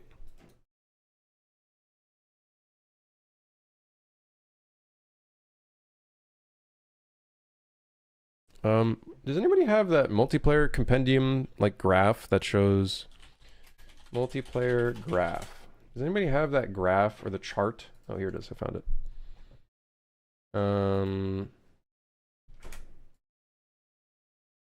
I found it. Player controller 1, player controller 2. So the server does know about the player controller. Can I run I forgot. Can I run server events on...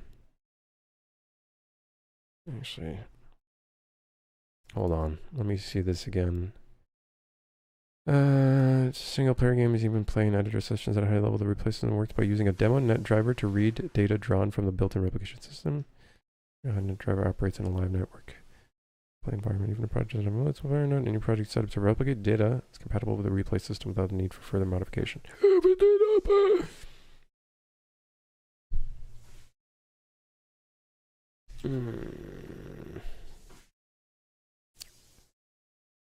Demo net driver, eh?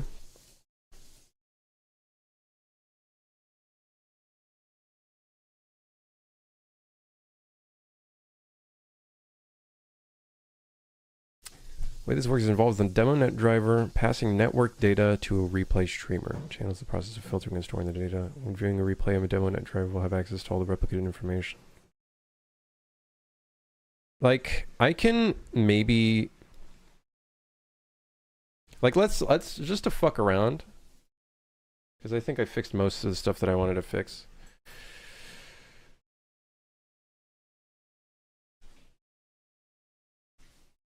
Here, Mauchi.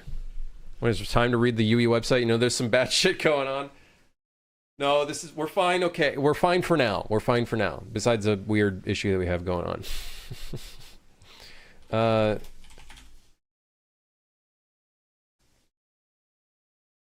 So, custom event, set mesh relative rotation.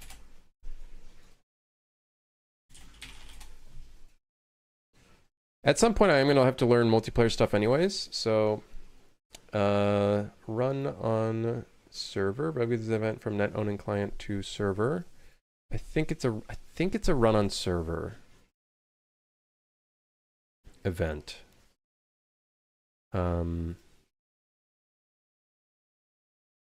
The thing is, we are the server. So am I going to effectively be setting the rotation twice?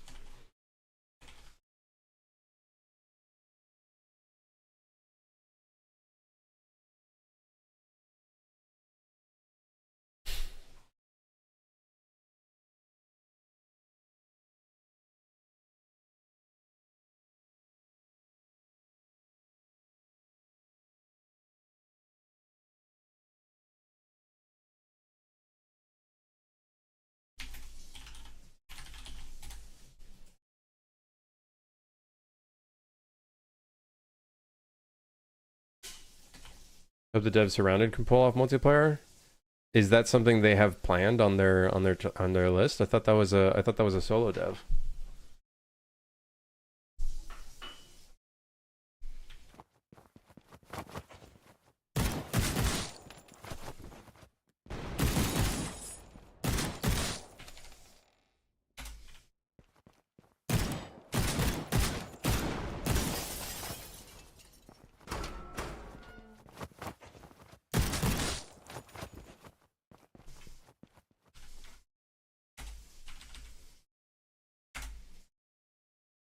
I gotta make sure that this recording is being overwritten. Oh, it is. Ah, shit. Man, I haven't done multiplayer in such a long time that I actually don't...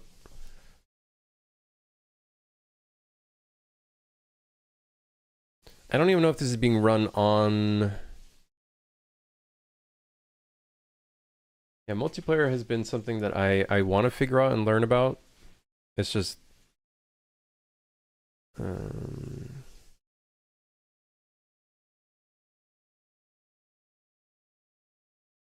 Passing network data. So does that mean I'm gonna have to do the classic fucking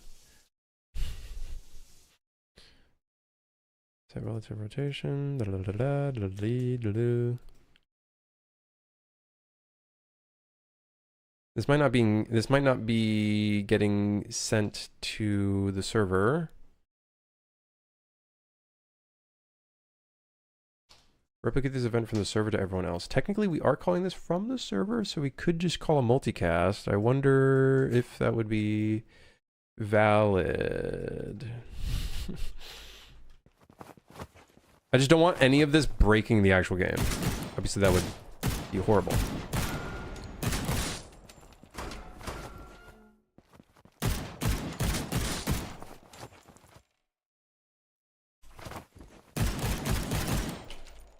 Oh yeah, I forgot to start recording. Whoops.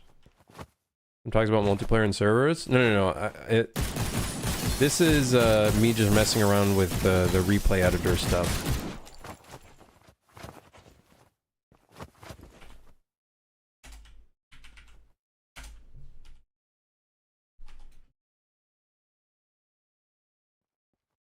Oh shit, now we got rotation.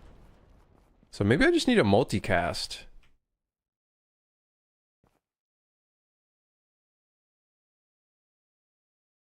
Maybe it's just a bunch of multicasting. Like that literally might just be all we need to do is just call a lot of multicasting. Obviously though, as you can see, it's not like the cleanest thing in the world. We can play the demo again real quick.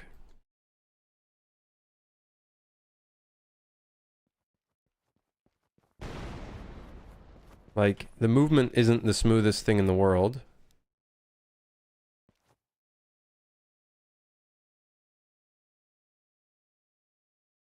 I think multicast is all you need for P2P connection. Right, because the thing is I just need to send information to the client demo.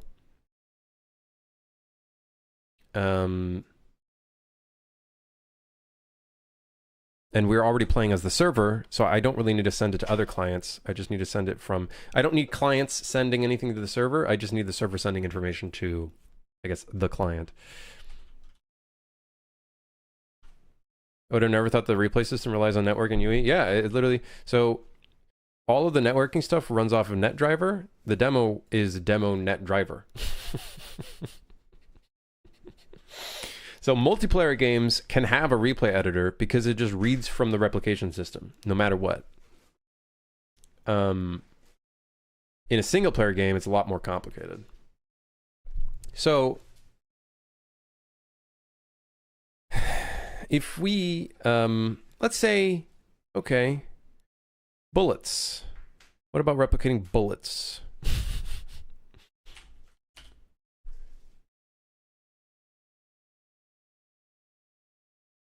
If we just set it to replicate and replicate movement, I think that's all we essentially need.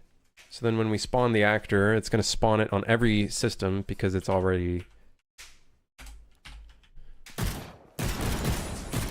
It's spawning it on the server. So that's our handy plus. We don't have to deal with clients sending information, although if it were multiplayer, it would have to work that way anyways.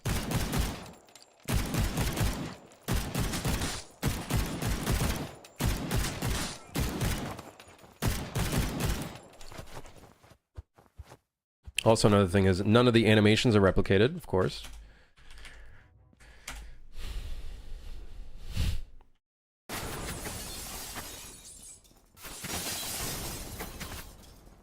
Well, would you look at that?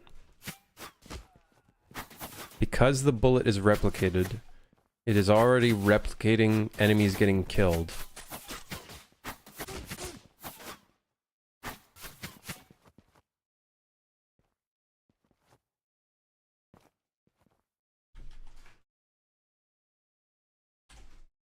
Now, one thing that we can see is we have some tests for player controller in here. We have a lot of null errors.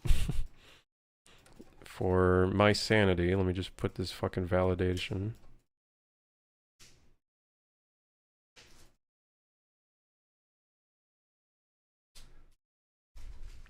What do I use for C++ coding? I use a Writer.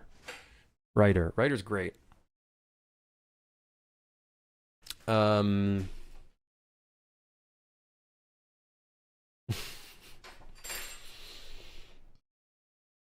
God, okay.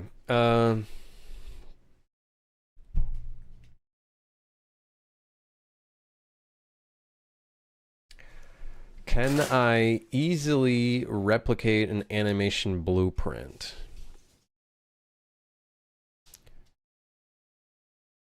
Here's another thing that's actually really bad.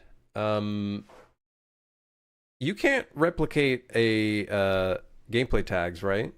Can you replicate gameplay tags? I forgot what the dealio was with the gameplay tags. I swear, you have to be able to fucking replicate it. There's no way.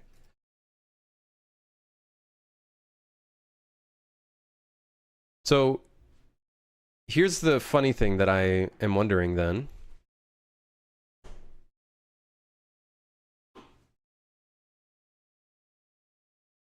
Replay only. Interesting. Replication condition replay only.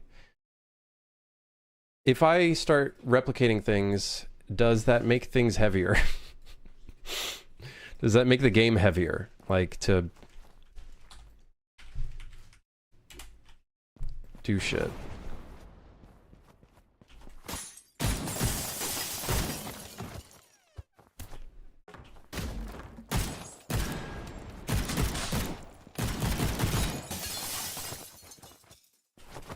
Not really, because no one will. I imagine recording a replay by default would probably be pretty heavy.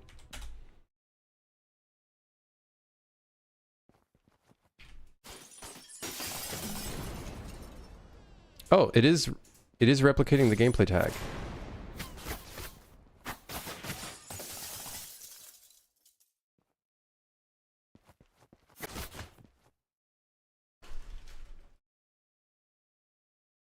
One thing that sucks that I can see here is I think it's duplicating the enemy actors. So, there'd be quite a bit of work to get this to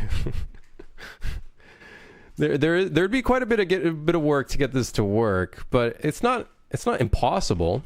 It's just there's a bit to get to that point. But let's see if we can replicate the animations easily. I think every time I call an animation montage, I would have to...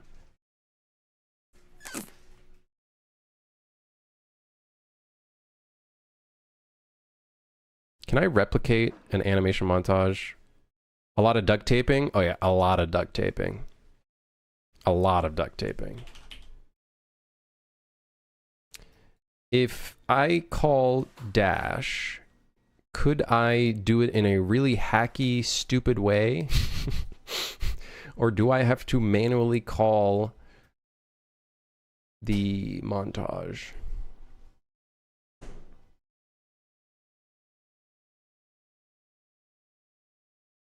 Wait, what? Wait, huh? What? Oh, sidestep. I guess I could multicast it.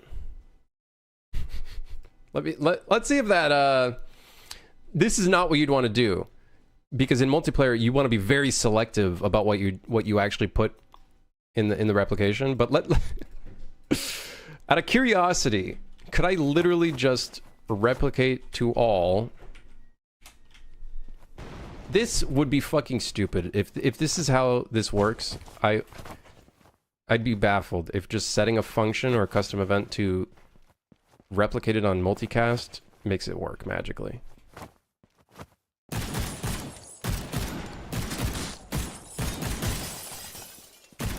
Because then that means I could just call multicast on stuff, which would be really stupid. You know, war paint, some Hotline Miami style Massacre card, just need some customization in general. I think once I expose a lot more mod support built into the game, I think modders will probably like go ham on that stuff. I just have to get to that point, which is something I'd like to do. I think that'd be cool. I accidentally hit stop. Hold on. A lot of duct taping. A lot of duct taping.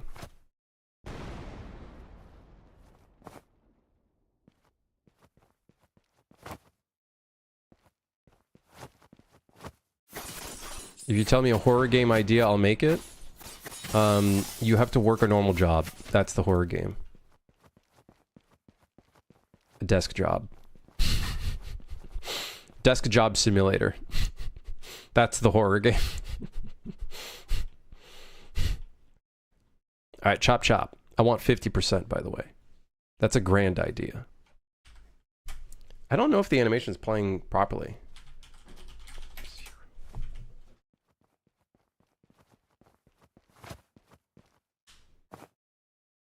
I think his, the rotation, like the direction he's moving in, is not correct. Probably because, oh, right here, we're setting the relative rotation.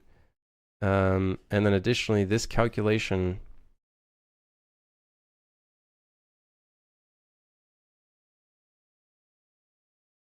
It's really funny because relative rotation is replicated.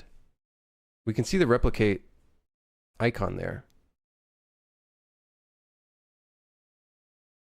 So why is it when setting the relative rotation, it's not actually setting it?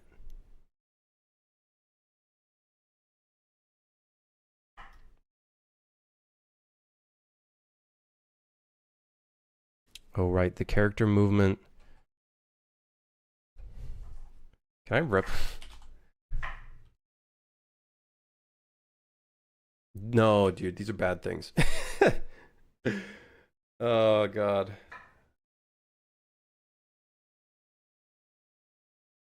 If we replicate the component, what happens if I set this to component replicates? No. I don't think there's any easy way of doing this.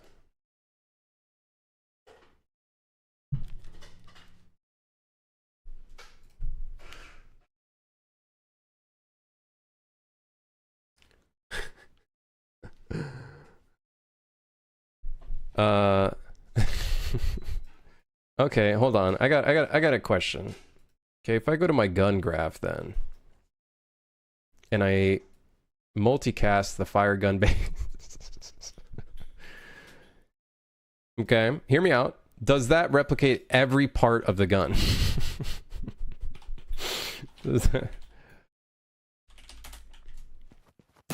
Even like the shooting sounds and whatnot.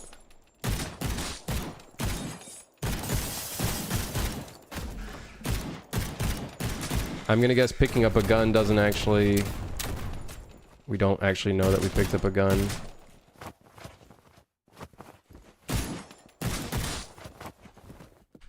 It's a lot of duct taping. It's like doing multiplayer incorrectly. It's doing multiplayer very incorrectly. Yeah, that's one thing we can't just simply call multicast. It's funny because you can see all the different shotgun projectiles.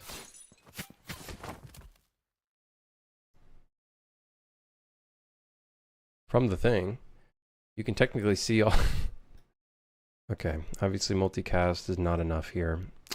Man, that could have been... That would have been an easy fix. Actually, wait, hold on.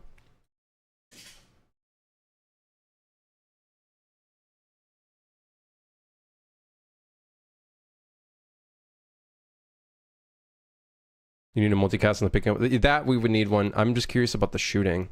Can we make shooting just simply multicasted? That way we don't have to like multicast sound effects manually and everything.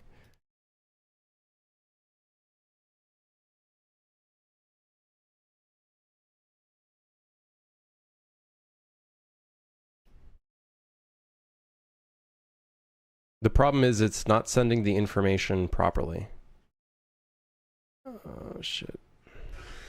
Okay, let's go to the default weapon.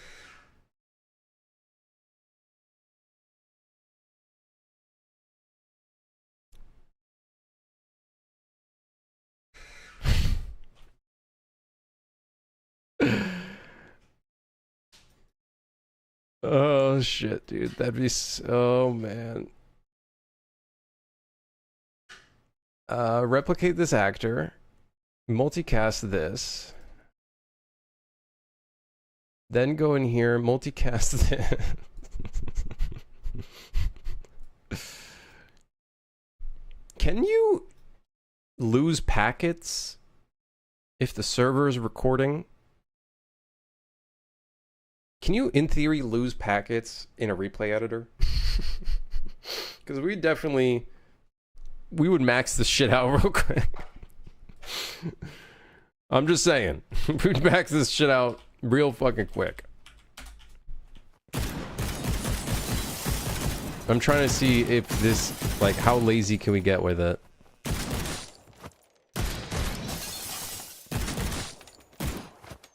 How much can we, like, hack into it without needing to, like, optimize the networking?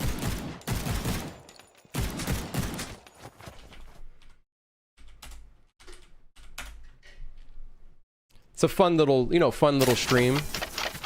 Oh my god, it's playing the sound effects. But it doesn't know how much ammo we have. So because we don't know how much ammo we have, it's just playing the empty sound effect. Okay, it's kind of funny. It doesn't know how much ammo we have, so it's just constantly playing the empty sound. Okay, well, easy fix. Current ammo, replicate that variable. Max ammo, we'd probably, I don't know, replicate it anyways. Fuck it. Firing rate, that's fine. We don't need those.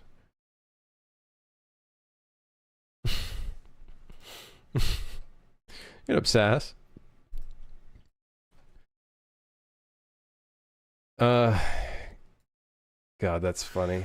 Custom fire weapon. So for some reason, I called multicustom this, but it's not showing. It's not showing the multicast there.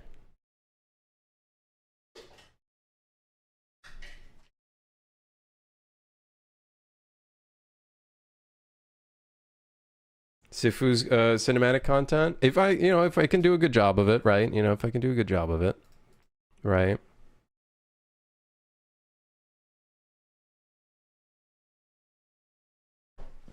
We'll see. For now, this is just us fucking around with it. I don't think it should break anything in the game, because all we're doing is just multicasting. It's not actually running anything on the server.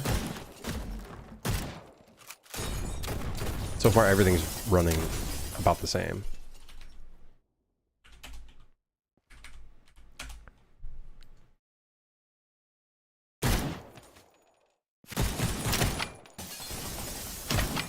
Okay, one issue is our attenuation is incorrect, but...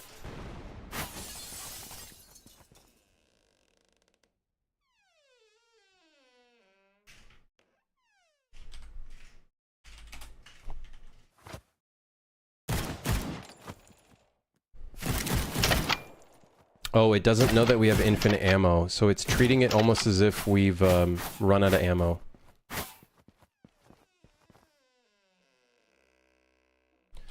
We'd have to replicate so much shit. I don't know if this is like a good idea to do this.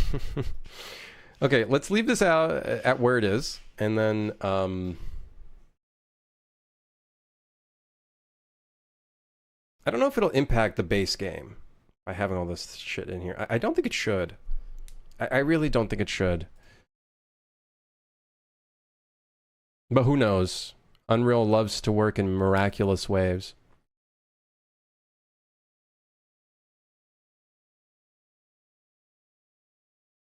Unreal does love to work in miraculous ways.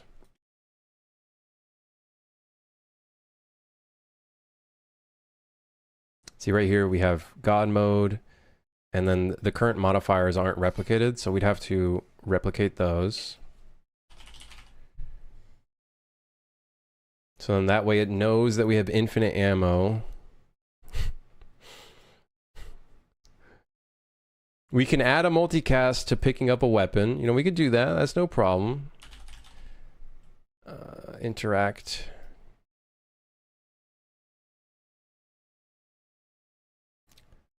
Oh shit. I actually...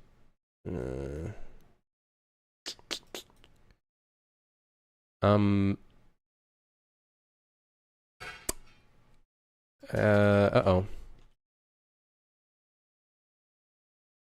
Would I have to replicate the weapon pickup? I guess I'd have to. Hi, okay, well...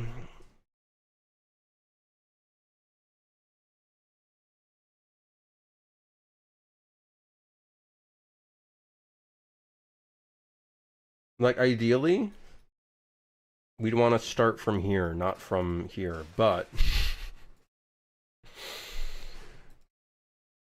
Let me make sure everything's still running as it should.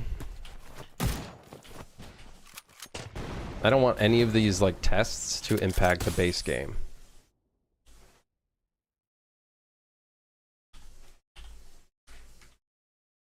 Like, ideally, that's the goal, is to make sure if someone doesn't actually enable their demos to get recorded, like, their gameplay is exactly as it is. Like, nothing was ever there.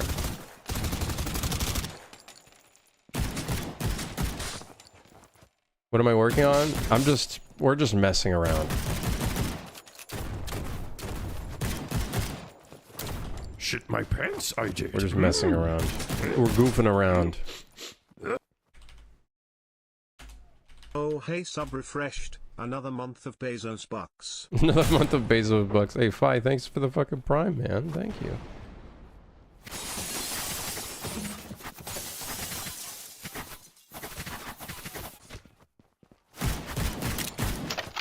Also, he doesn't know where he's shooting.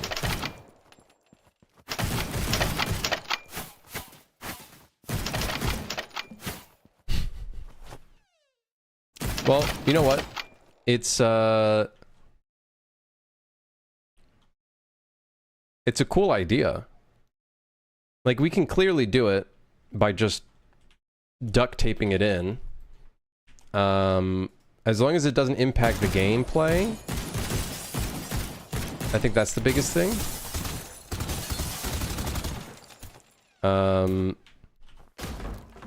It would just require us to, you know, essentially,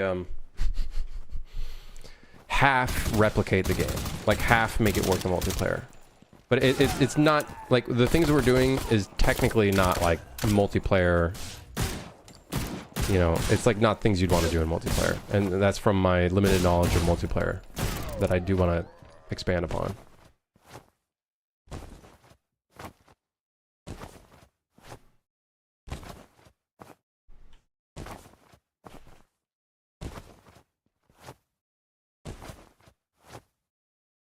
He's never gonna finish this game.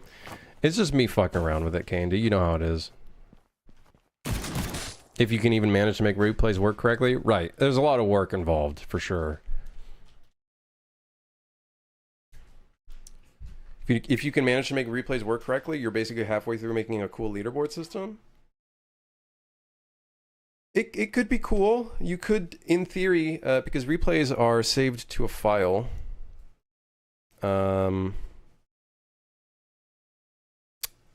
They are saved to a file. You could, in theory, send to your friends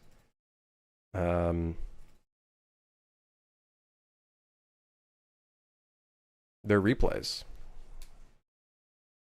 Like, you could, in theory, do that. I have no idea how it is to store them or share them. That I don't know. I don't know if Steam would have a built-in method of sharing replays. Like, I don't think you can attach a file to a leaderboard entry. Like, maybe you can? I don't know. That's a really fucking good question. Like, you could probably share your replays, I don't know, on the workshop or something. Like, that would be a valid thing to do.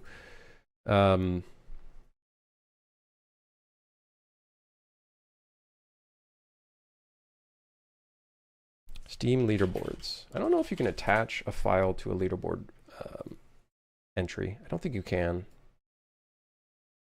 I know there's like 128-bit stuff, but when in doubt, hack Sifu's replay editor code. I could maybe send a message to one of their programmers and see what they did it. I looked at Steam API leaderboards and it did mention ghosts. If that's true, then that would mean you can store a file alongside it.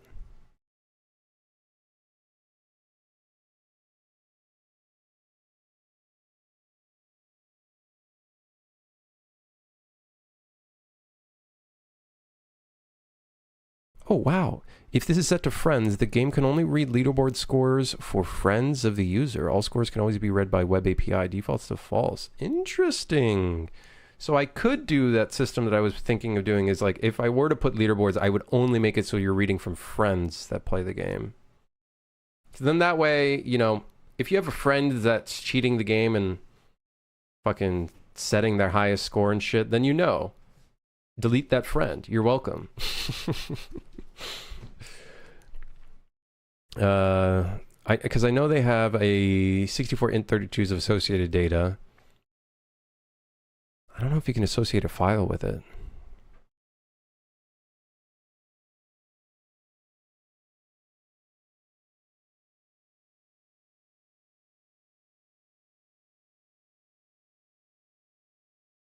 Any associated data generated when setting the new score.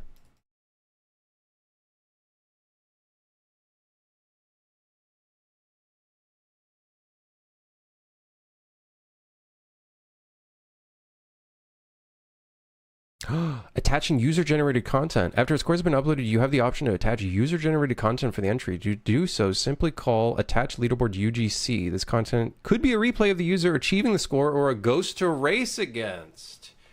Oh shit. The attach handle will be available when the entry is retrieved and can be downloaded by other users. To create and download user-generated content to see the documents. Oh shit. Once attached, the content will be available even if the underlying cloud file is changed or deleted by the user. Wowee. Guys, I don't know if I'd put it in for this game, but it would be fucking cool.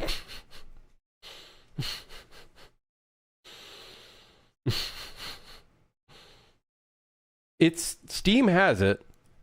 Here's the problem. If I port the game to other platforms, like say PlayStation and Xbox, I don't know if they have systems associated or APIs to work with that. It would probably just have to be a Steam related thing. I've been wondering if it could be abused to save a profile for every player for my game. I would just like, for me personally, I would make it so people can upload their leaderboard stuff, but it would just be friends only. So then that way you can compete against friends. And I think that's fun, you know, but I you know, that's the only extent I would go in terms of like server stuff. It would just be reading from Steam's systems. I wouldn't do any custom server stuff. I wouldn't do any of that. It is possible to do this.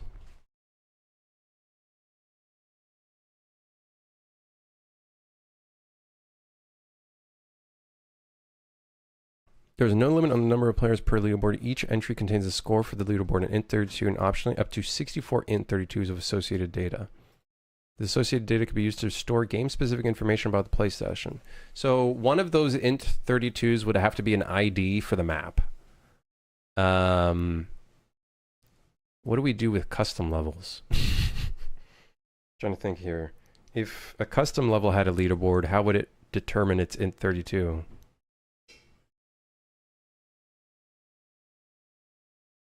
The name of the level turns into an integer. We can convert it into an integer somehow. I don't know, read the letters, read the words, and convert it. It's not possible to store the name. I don't think so. You can't store a name. You'd have to turn it into an integer somehow. Some kind of number. A hash of the author plus a level name. Yeah, that could be it for custom. And then for the built-in levels of the game, the hash for the author could just be 0.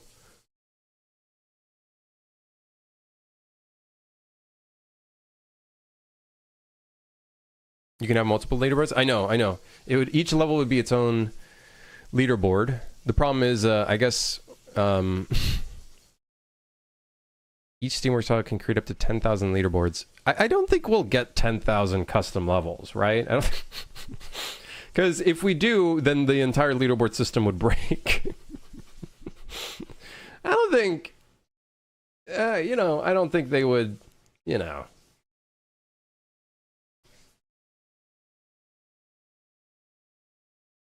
At some point, maybe? I don't know. Like, you think someone's going to upload 10,000 levels?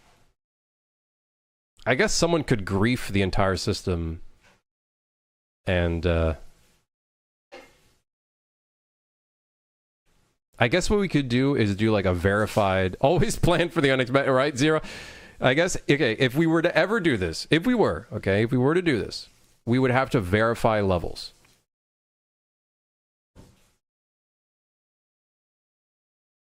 We'd have to verify levels. I have a bad experience with leaderboard. Some guy managed to cheat the score. So that's what I mean, Scotty. I would make it here. It's really nice. There's a system to read it, so it's only friends only. I would make it so that it's not a global leaderboard. It's a friends leaderboard. Now, I'm sure people would be like, what the hell? But the thing is, let's be real. If I make it global, some fucker's going to cheat it. It's a single player game. Like, there's no anti-cheat or anything like that. Someone's going to cheat the system and put 0 seconds, 5 million score. You know what I mean? Like, cringe shit. I think it would just be a friends only type of thing. So you can compete against friends. And that's probably what I would do.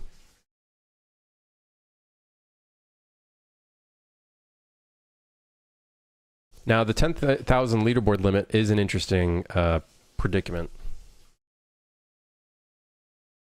Yeah, exactly, Scotty. And it's inevitable for a single-player game. And at that point, there's no point of trying to fight that. So I'd rather just set it to friends only.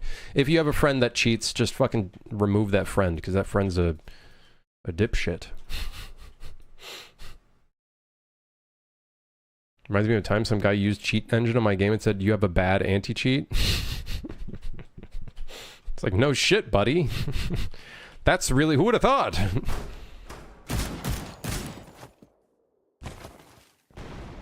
For normal people, comparing themselves to friends is more interesting anyway. Yeah, and it might, like, maybe it encourages people to be like, hey, buy this game and let's compete or some shit. You know, it kind of creates a little bit of friendly competition. Oh, something I noticed. If you equip a weapon while trying to go for a dive, it will cancel the dive because it's considering it as a counter. That is if you have the default settings.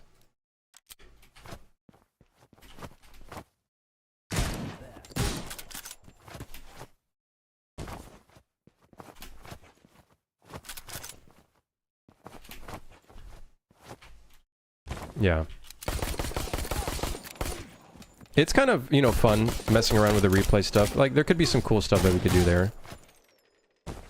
The thing is I think those are, like, the leaderboard and the replay editor, I think are things that I would just fuck around with in my spare time while working on the next game.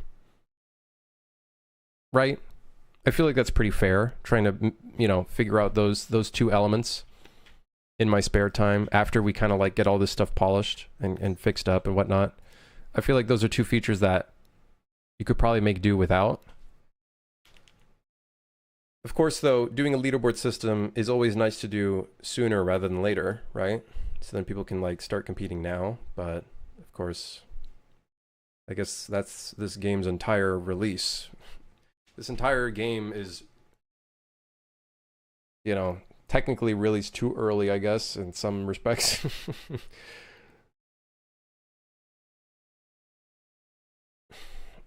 Listen, man, I'm just one stupid guy, okay? You know, just one silly dev. I'm just one silly guy. We still have to figure out why the UI is causing frame drops. I'm still, like, I don't know. I'm perplexed as to why that's still occurring. Like, I'm not perplexed, but obviously it would be nice to figure out what's causing that. Let's do this. Create widget.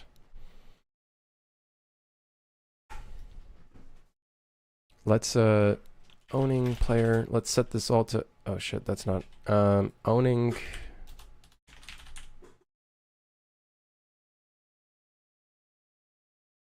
I don't know if I can do this differently. Get player controller. Because this is being spawned in the character. So hopefully these are, hopefully this is fine. I don't know. Hopefully this one's fine. I don't know. Let's see here.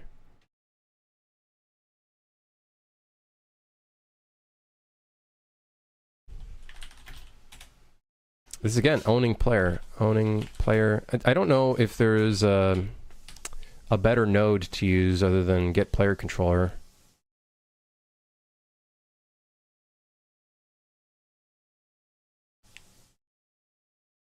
I'm also curious, if you record a replay and then pause the game, will it also pause the replay?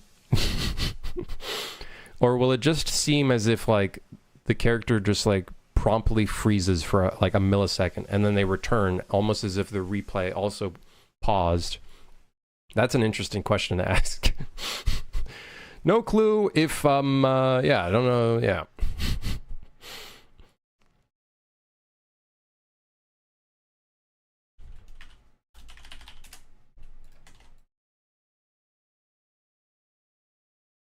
You have to pause it? I don't know. I don't even know what it would do. Like, I'm guessing the replay would just pause itself. And then when you try to play the replay, it's just going to act as if nothing happened. That'd be interesting to see.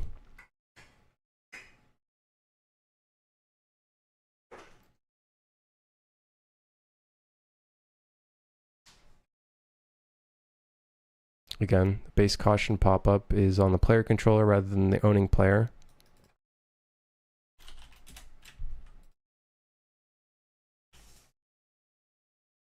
I really don't know how much of a difference this is going to make, if any, doing that, but...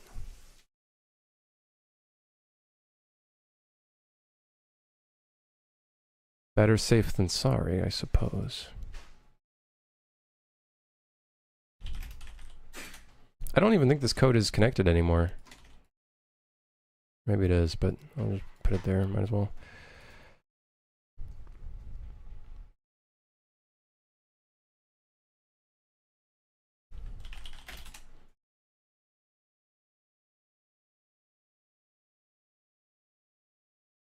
Oh man, we have so many widgets. So many create widgets everywhere. Oh.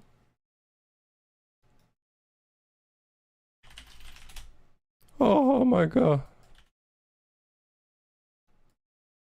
Oh my god.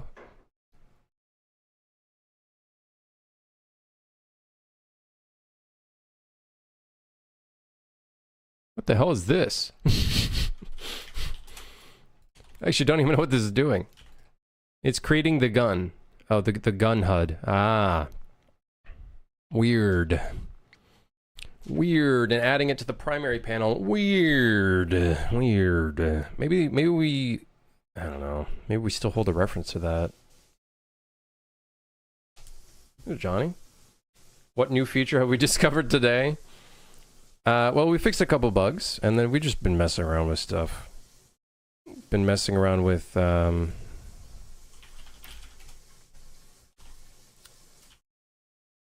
some replay editor stuff just to fuck around for fun.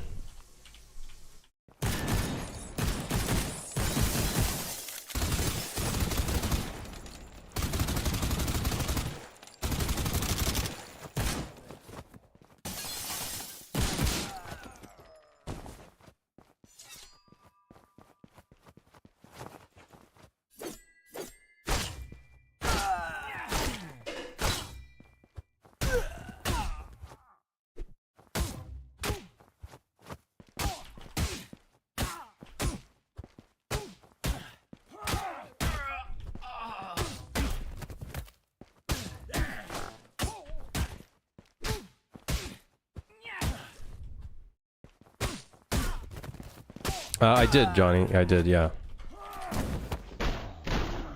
So this is me trying to reproduce it. Now when you hit counter, it'll just it'll do the counter instead, and then the dive won't occur. Although I haven't tried it with just the dive button, so we can try.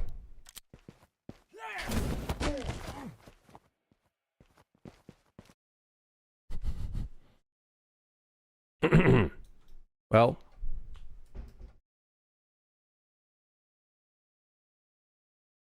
that I haven't fixed. I guess let's try to fix that now. I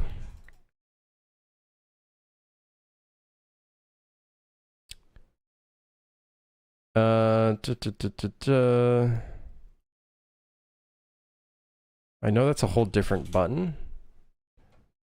So let me go to that one. We only fixed one of them, and I'm sure this probably does a different code.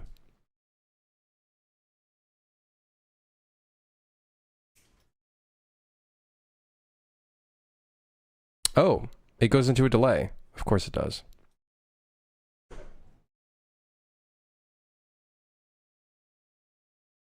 Of course it does.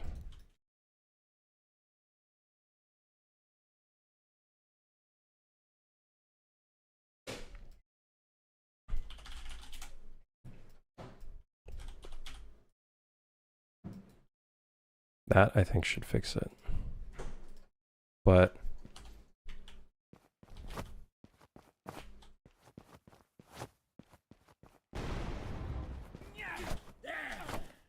okay, so I think that... I think it fixed it. It just turns your dive into a sidestep instead.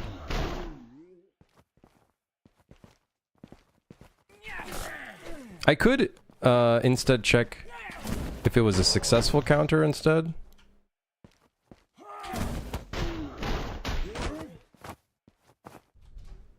That could be one way of going about it, but...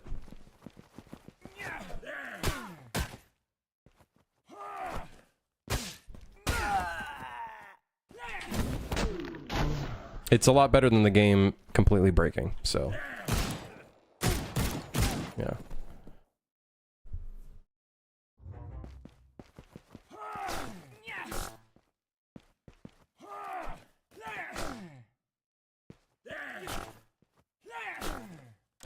What's this game about? I haven't seen much. You know, it's a shooting, punching, diving game. You know, I don't know. I have a major question about fighting since it seems you mastered that. I always struggle with using montage. When I hit the enemy, does he go into a hurt montage? Yeah, they play a montage. Yeah. Can he quit it and just cancel the hurt and attack me? No. So one rule we always specify is if they're playing an attack, they will not...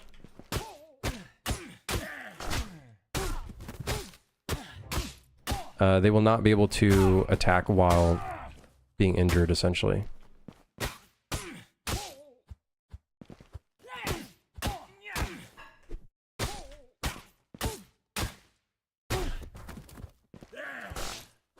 Oh, you know something I realized? The box is on the left of the enemy, not...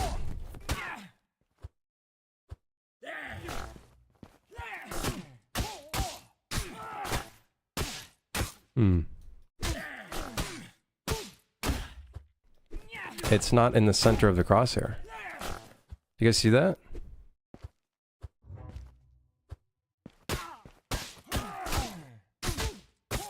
Isn't that too easy? Like, if you just hit the enemy frequently, he can never attack you. Right, you can, you get into the issue of stun locking for sure. We have blocking, like enemies will start blocking attacks.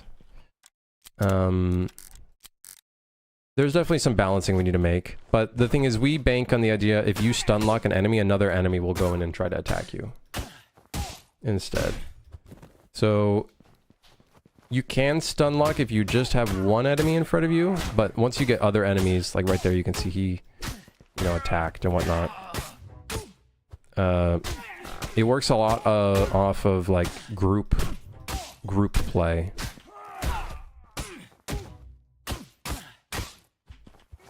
But yeah, technically yes. Like you could in theory make it so it's like they break out of a stun or maybe they roll away or something like that. That's all up to game design, right? Like that's up to you and your game design. Like how do you want to treat it? I think whatever you end up doing will just kind of change the vibe and how your game plays, I guess, from there.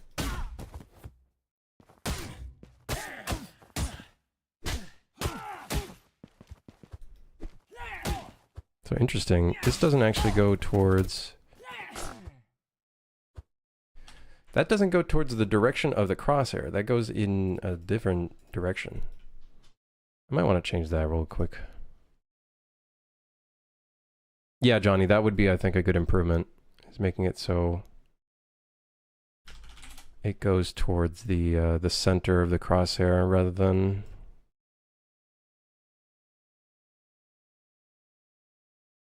that would be right here. The problem right here.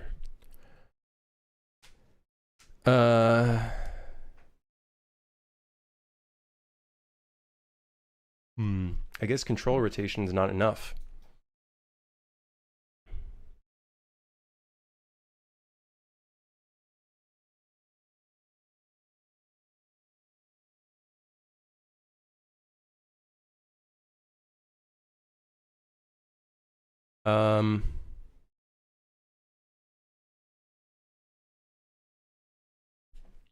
Control rotation. What would we want to do instead?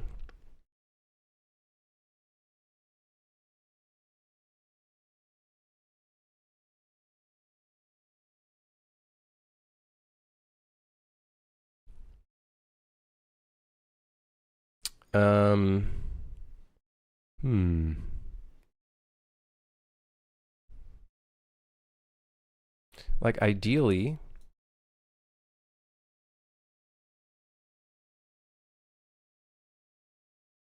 I think what we'd want to do is let's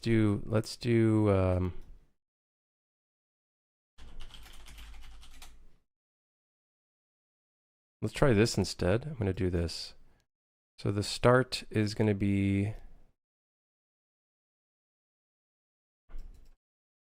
the camera, the third person camera. Or I guess the third person spring arm, I suppose.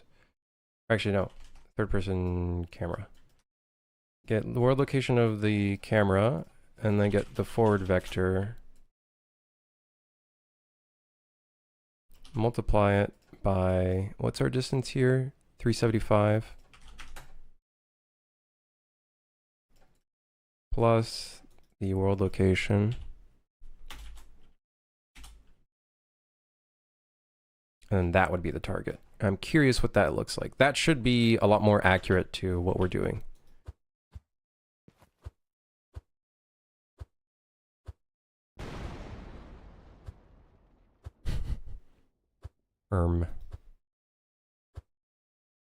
It's like it's basically the same. In fact, it's the same.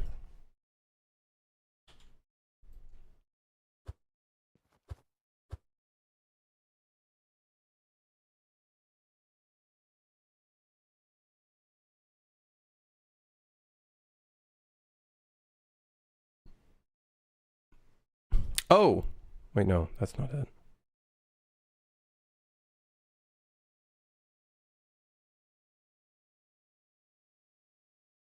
Get forward vector of the camera. Find look at rotation.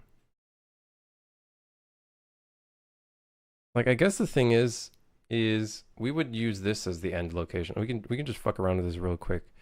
This would be the end location, I think, for third person. Or maybe not.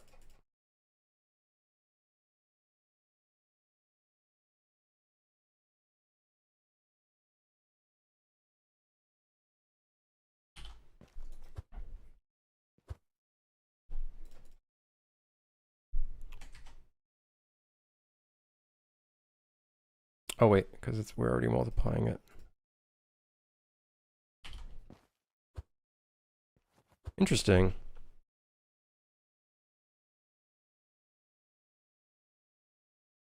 Maybe you know what? Maybe spring arm is actually the one that we want to do. Camera might not be getting a proper forward vector. We could always like plus a value to it. But I hate doing that, man. I hate doing that.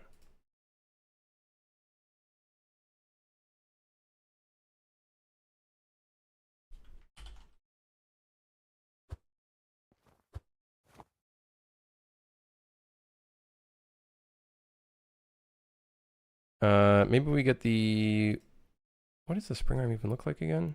Oh, right.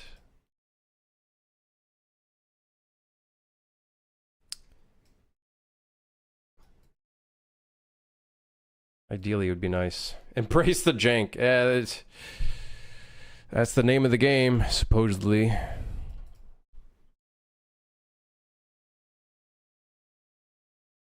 I think this is going to go beyond just this box that we have here. I think that's going to be the thing.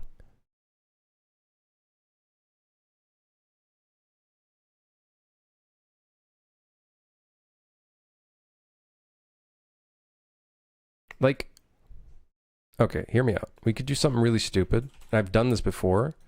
I think we use shoulder. Let me see where I use that.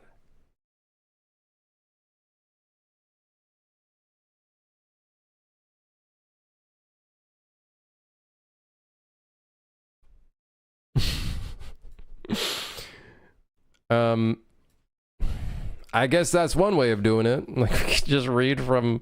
We can read if you're in left shoulder or right shoulder. And then we can add an offset. Very stupid. But if it works... if it works, it works. You know what I mean? Hey. Hey. If it works, baby. We don't judge around here.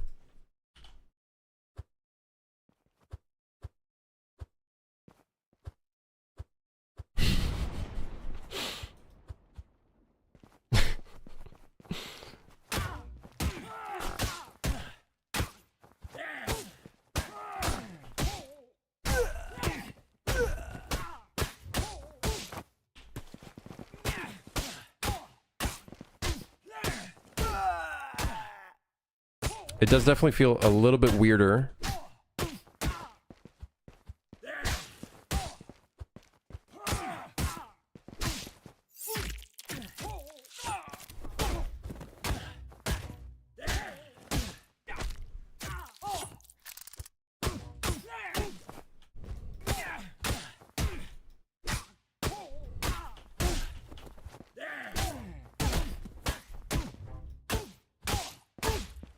But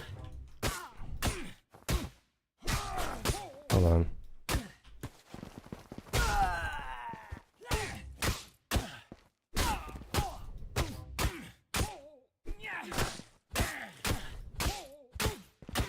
He's like, right here, who am I hitting? I'd like to know who I'm hitting. Because I see the green box.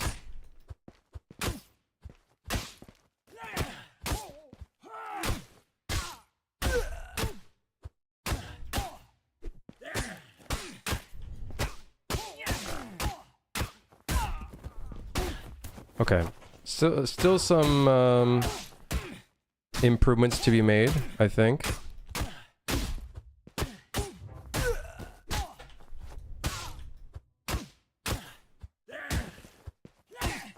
You know, obviously some improvements to be made still.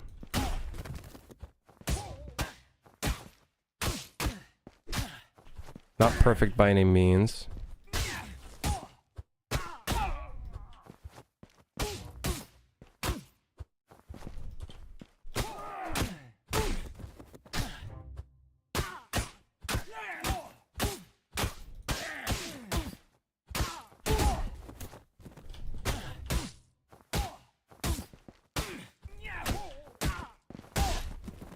You can also see sometimes the rotation fails when we're like swapping enemy. That's kind of annoying. Because then you like the game is basically making you miss, which sucks. Not a great feeling. Especially if it's like a near death. So I think there's some improvements we can still make there.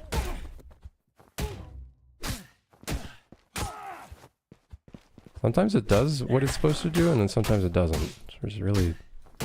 Why are you doing that?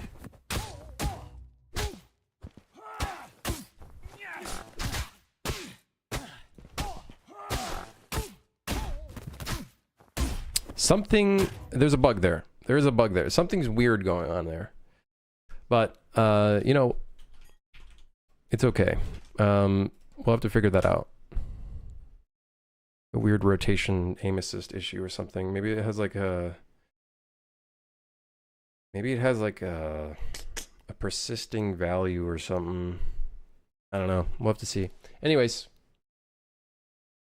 Ow. Thanks for dropping by. A little bit of like an experimental, just messing around with random stuff. The replay editor was a funny one to mess around with.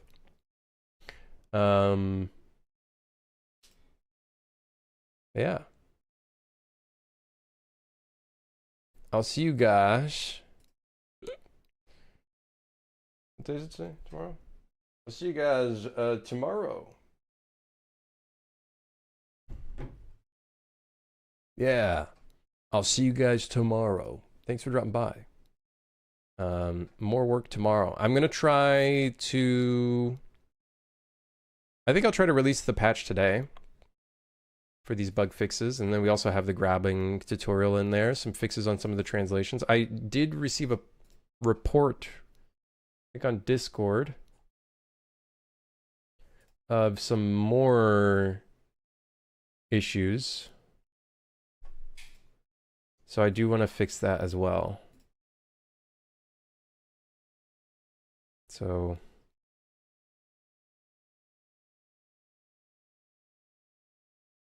yeah. Some more translation errors that I made. All right. I'll see you guys around. Have a great day. Goodbye.